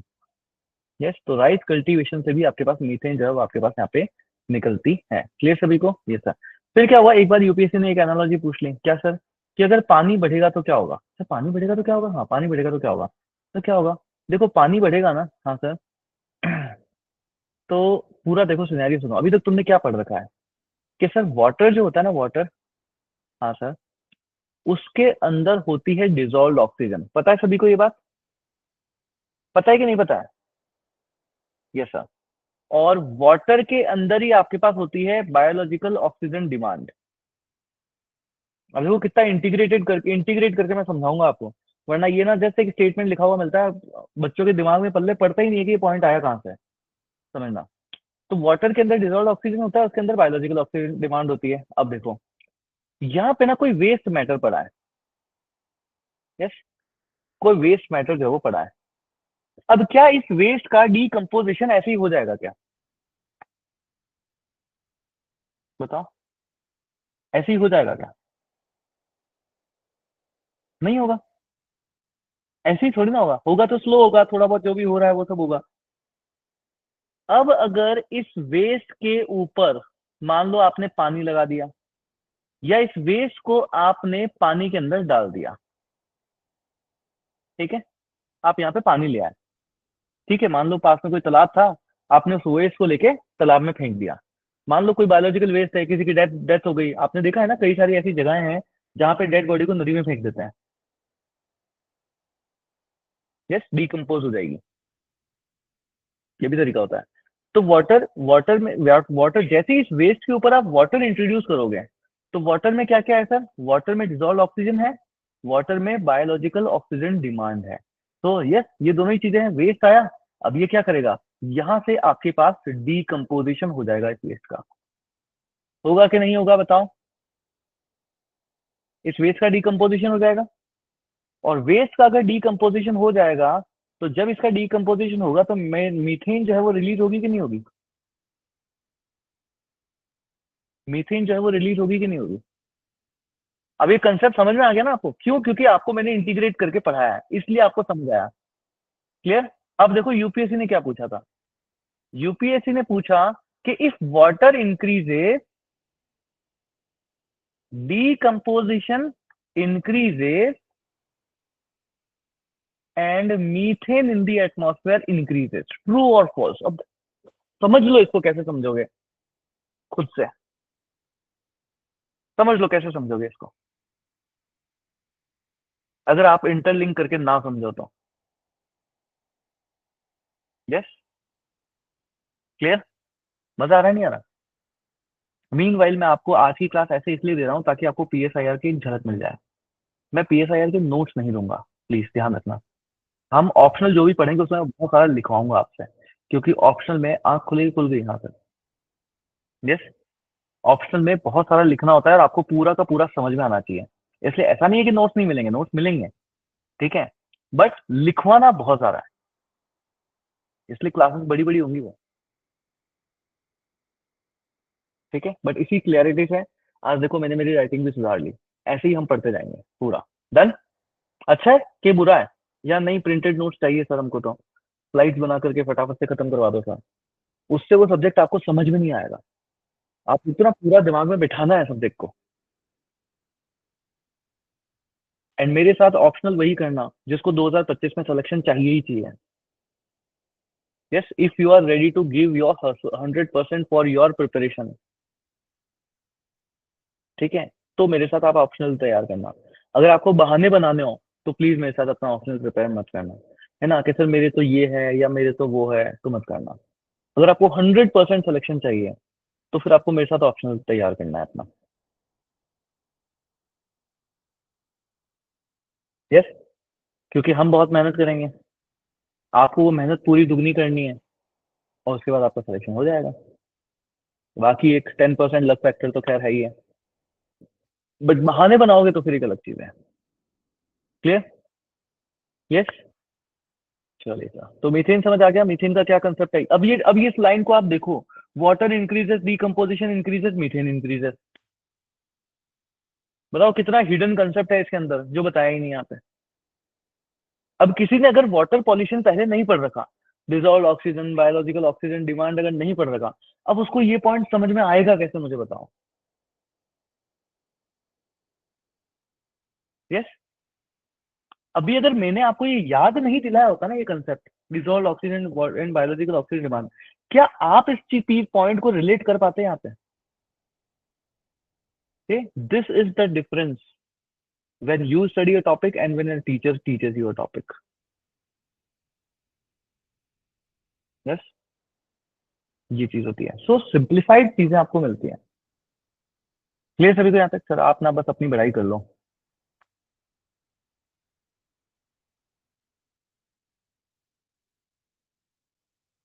चलो डन यहाँ तक? यस। तो व्हेन वाटर इंक्रीजेस, देन क्योंकि वाटर में डिजोल्व ऑक्सीजन है, क्योंकि वहां पे बायोलॉजिकल ऑक्सीजन डिमांड है, उसकी वजह से डीकम्पोजिशन भी इंक्रीज होगा, एंड उसकी वजह से जब डीकम्पोजिशन होगा तो फिर मीथेन का रिलीज भी होगा। क्लियर? और मीथेन रिलीज होगी तो क्या होगा? तो मीथेन एक ग्रीन हाउस गैस है। तो मीथेन अगर ग्रीन हाउस गैस है तो उससे क्या होगा? तो उससे ट्रैपिंग बढ़ेगी। ट्रैपिंग बढ़ेगी तो ग्लोबल वार्मिंग होगी। क्लियर? तो अब बताओ पानी को हम कहाँ से green house gas global warming तक हम यहाँ पे कनेक्ट कर सकते हैं? ये सब अंडरस्टैंडिंग है आपकी। क्लियर सभी को? यस। यस। अब देखो मीथेन का क्या है कि जब कभी भी आप यहाँ पे प्लीज समझना, जितने भी आप ये फैक्टर्स पढ़ो ना, चाहे आप कार्बन डाइऑक्साइड के बारे में पढ़ो, चाहे आप ओजोन के बारे में पढ़ो, चाहे वाटर वेपर किसी के भी बारे में पढ़ो, तो यहाँ पर आपको दो चीजों के करस्पॉन्डिंग हर चीज को कंपेयर करना है ना? किसी को भी कंपेयर करना है हमेशा कार्बन डाइऑक्साइड के साथ।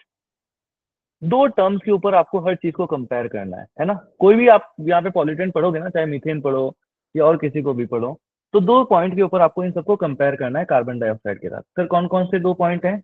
एक तो है देयर पोटेंशियल, कि ये कितना ग्लोबल वार्मिंग में कितना कंट्रीब्यूट कर सकता है।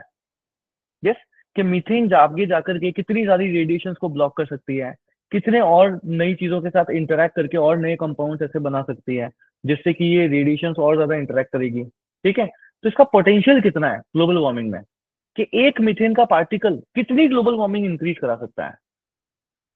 क्लियर? यस। कि एक टीचर आपकी लाइफ में आकर के आपको कितने सारे सब्जेक्ट पढ़ा सकता है। डन? एक पोटेंशियल हो गया ना वो एक, कि एक ही अगर ऐसा है, ऐसे ऐसे दो हो जाए तो क्या मतलब होगा, ऐसे ऐसे चार हो जाए तो और कितना मजा आ जाएगा। यस, मजा नहीं आएगा, एक ही हुआ हुआ अच्छा है वैसे तो। डन? यस। तो ये चीज है पोटेंशियल, कि इसमें पोटेंशियल कितना है। और दूसरी पोटेंशियल तो बहुत ज्यादा है। मान लो एक टीचर आपको मिल गया जो आपको सारे सब्जेक्ट पढ़ा सकता है, पर वो आता है दिन में दो बार, मतलब महीने में दो बार आया, क्या कर लोगे उसका? उसके बाद बोल दिया अभी नहीं आ सकता, कोई मतलब नहीं है ना उसका फिर। तो आपको हर एक ये जो ग्रीन हाउस गैस है इसको दो चीजों के ऊपर देखना है, एक इसका पोटेंशियल कितना है, दूसरा इसका लाइफ स्पैन कितना है। समझ आ रही ना आपको इंपॉर्टेंस है इन चीजों की? ऐसे ही नहीं पड़ता है, ऐसे ही नहीं पड़ता है। तो पोटेंशियल कितना है और लाइफ स्पैन कितना है। पोटेंशियल अगर आप इसका देखोगे ग्रीन हाउस गैस में, अगर हम मीथेन का देखें, ठीक है, तो it is having much higher potential than CO2। CO2 से इसका पोटेंशियल आपके पास यहाँ पे बहुत ज्यादा होता है। बट अगर लाइफ स्पैन के बारे में अगर हम इसकी बात करें, तो इसकी लाइफ स्पैन जो होती है वो बहुत ही शॉर्ट होती है। So it is having very short life span. ठीक है? तो पोटेंशियल तो ज्यादा है, उससे करोगे क्या? तो वो पार्टिकल आगे जाके खत्म हो गया। It's okay. यस। ये इसके साथ की चीज होती है। क्लियर? सब सभी को समझ आया? Are we good with it or not? समझ आ रहा है नहीं आ रहा है? यस। चलिए सर। तो कार्बन डाइऑक्साइड के बारे में आपको पता ही है, ओजोन के बारे में आपको पता ही है, वाटर वेपर के बारे में आपको पता ही है, मीथेन आपने पढ़ लिया। Next is nitrogen N2O। Yes, nitrous oxide. Next हम देखते हैं नाइट्रस ऑक्साइड,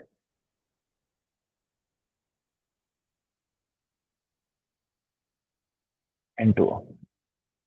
तो N2O भी आपके पास क्या होती है? ग्रीन हाउस गैस है। और ग्रीन हाउस गैस क्या करती है? ग्लोबल वार्मिंग करती है। तो ये चीज आपके पास यहाँ पे देखने को मिलती है। बट ध्यान रखना, मैंने N2O लिखा है, मैंने कहीं से भी NO2 नहीं लिखा है, या मैंने कहीं से भी NO नहीं लिखा है। और इस चीज को आप डब्बे में बंद कर देना। It is very very important.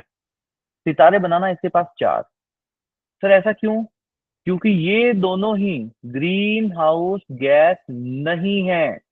अरे हाँ सर, ये तो लिस्ट में लिखी हुई है ही नहीं, या जो लिस्ट में लिखी नहीं वो ग्रीन हाउस गैस है नहीं। क्लियर? जो लिस्ट में लिखी नहीं वो आपके पास ग्रीन हाउस गैस है नहीं।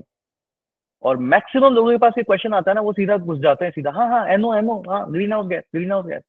आप सबको यही लगता है जो भी पॉल्यूशन करता है वो ग्रीन हाउस गैस है, वो ग्लोबल वार्मिंग करेगा। अरे भाई नहीं करता, हर कोई नहीं करता। देन आप सबको यही लगता है कि हाँ सर मैं एसी चला रहा हूँ, एसी चला रहा हूँ तो सर बाहर गरम गरम हवा फेंक रही है सर, हाँ ना एसी, हाँ सर तो ग्लोबल वार्मिंग हो रही है सर।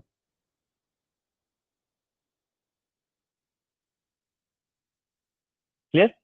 मैंने बहुत सारे लोगों को तो ये आर्ग्यूमेंट करते हुए देखा है, अरे गर्मी होगी होगी, तुमने एसी चला के कमरा तो ठंडा कर दिया, पर बाहर जो तुम्हारा एग्जॉस्ट है वो देखो गर्म हवा फेंक रहा है, एटमोसफेयर गर्म होगा ना होगा। मैंने कहा सही बात है, क्या दिमाग लगाया तुमने। एक सिटी होती है इतू सी, एक सिटी जो होती है ना एक डॉट बराबर होती है, और सिटी के आसपास इतना बड़ा एरिया होता है जो पूरा खाली पड़ा होता है, खेत वेत वगैरह ये सब होता है। आज भी अगर आप इंडिया की ज्योग्राफी या कहीं की भी ज्योग्राफी देखोगे ना, तो सिटी कम है, खाली एरिया बहुत पड़ा है। वहां कौन सा एग्जॉस्ट लगा पड़ा है?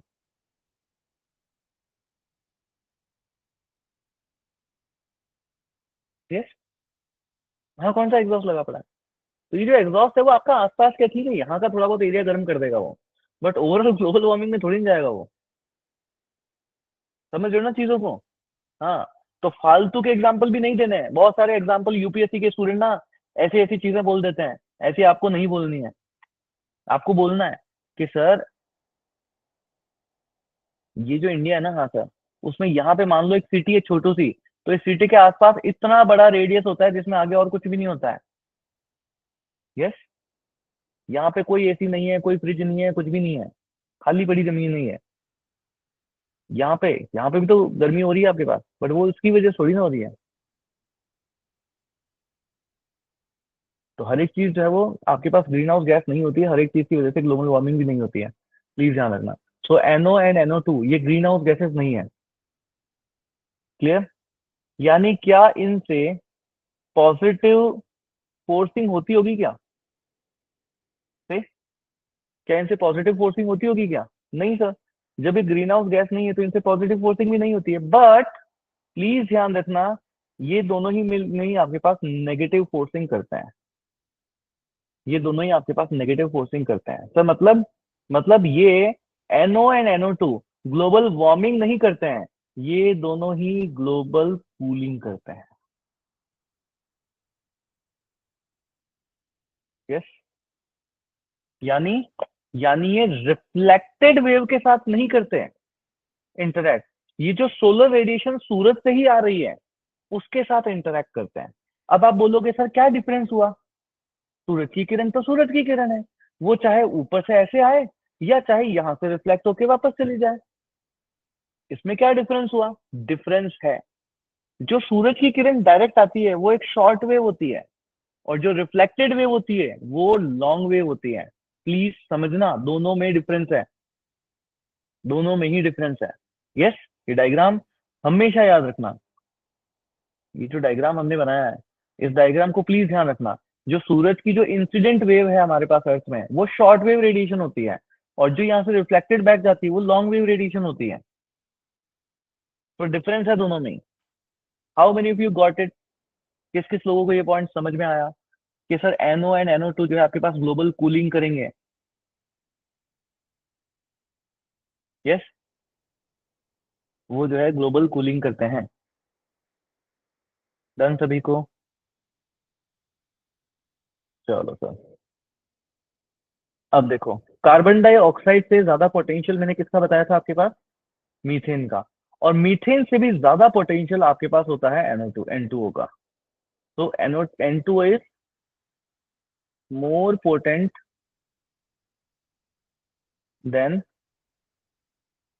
मीथेन। याद हो जाएगा, N2O is more potent then methane. N2O is more potent then methane. Clear? N2O is more potent then methane. And इसका जो लाइफ स्पैन होता है,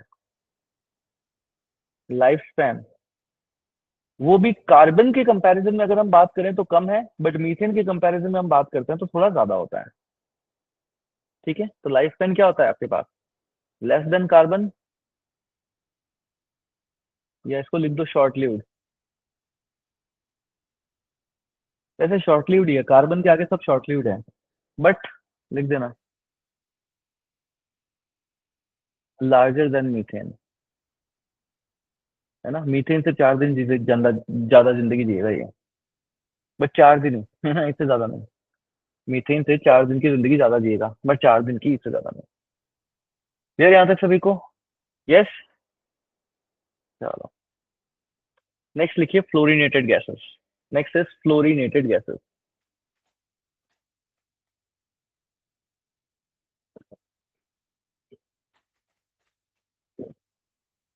हाँ जी, नेक्स्ट आता है fluorinated gases. Next is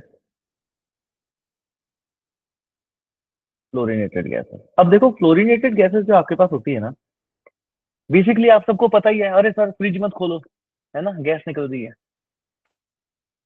yes, carbon, chlorofluorocarbon and all, ये सारी जैसे आपके पास होती है। तो इंडस्ट्रियल गैसेस आपके पास जो होती है, हाँ, सीएफसी वगैरह ये सब, तो ये सारी गैसेस आप देखते हो ना, इंडस्ट्रियल गैसेस भी बोलते हैं इनको, कि भैया इंडस्ट्री से निकलती है गैसेस, तो इंडस्ट्रियल गैसेस आप लोग इनको बोलते हैं। ठीक है, मेनली अगर आप देखोगे तो कहाँ कहाँ पे काम आती है, सेमीकंडक्टर इंडस्ट्रीज में बहुत ज्यादा काम आती है। ठीक है, एल्यूमिनियम की जो आपके पास होती है, एल्यूमिनियम, उनमें भी आपके पास जो है ये बहुत ज्यादा काम आपके पास आती है। और इनका जो ग्रीन हाउस वाला जो पोटेंशियल आपके पास होता है, ग्रीन हाउस पोटेंशियल, वो कितना होता है, काफी हाई होता है। इनका ग्रीन हाउस पोटेंशियल आपको काफी ज्यादा हाई जो है वो देखने को मिल जाता है। अब देखो हमको जो है वो क्या चाहिए। यस, तो देखो ये आपके पास ना रिप्लेस हुई है। क्लोरोफ्लोरोकार्बन आपके पास आया था पहले, उसके बाद आप आगे देखोगे तो परफ्लोरो, है ना, पीएफसी आपके पास आता है, और उसके बाद आप आगे देखते हो तो आपके पास आता है SF6। क्लियर? यस। ये जिस ऑर्डर में मैंने लिखवाया है ना, आपको इसी ऑर्डर में इसको याद करना है। सर क्यों? क्योंकि यही इनका रिप्लेसमेंट ऑर्डर भी है। यही जो है आपके पास इनका रिप्लेसमेंट ऑर्डर भी होता है। तो CFC, फिर PFC, फिर SF6 जो है आपके पास होता है। ये जो ऑर्डर है, इसी ऑर्डर में इनका इंक्रीजिंग लाइफ स्पैन भी होता है। ठीक है, इसी ऑर्डर में इनका इंक्रीजिंग लाइफ स्पैन भी होता है। इसी ऑर्डर में इनका increasing green house gas potential, GHP जिसको बोलते हैं, ग्रीन हाउस ना, वो ये पोटेंशियल भी आपके पास है। यस, या इसको ग्लोबल वार्मिंग पोटेंशियल बोलते हैं, sorry, GWP, global warming potential, GWP। है ना, कि इतना ज्यादा जो है ये आपके पास ग्लोबल वार्मिंग जो है वो कर सकती है। क्लियर सभी को? यस, समझ आ जाएगा, याद हो गया? चलो सर, अब देखो इसमें से जो SF6 है ना, यहाँ से आपके पास एक क्वेश्चन आता है। एक बार एक क्वेश्चन आया था आपके पास कि SF6 ना कहाँ पे काम में आती है, फिर इसका ना वो दे भी दिया था कि SF6 को जो है एक ट्रेसर गैस कहते हैं। ऐसे क्वेश्चन आया था कि out of these gases which one is a tracer gas which is used in leak detection, used in leak detection. तो कहीं पे अगर आपके लीकेजेस होते हैं ना, तो वहां पे SF6 यूज करते हैं। क्लियर? किस में काम आता है? लीक डिटेक्शन में जो है आपके पास यहाँ पे काम आता है। Yes, okay sir. ये आएगा कहाँ पे? मैग्नीशियम की इंडस्ट्रीज में। मैग्नीशियम की इंडस्ट्रीज में आपके पास काम आता है। सेमीकंडक्टर की जो इंडस्ट्रीज होती है, उनमें भी आपके पास ये काम आता है। Yes, magnesium industries and semiconductor industries, magnesium industries भी एंड सेमीकंडक्टर इंडस्ट्रीज भी। क्लियर यहाँ तक सभी को? यस। चलो भाई, डन। तो ये चीजें आपके पास यहाँ पे जो है वो होती है। चलिए, तो आज के लिए इतना ही रखते हैं, बहुत ज्यादा हो गया। नेक्स्ट है वो कर देते हैं, तो मैं इसको कर देता हूँ रिकॉर्डिंग को बंद।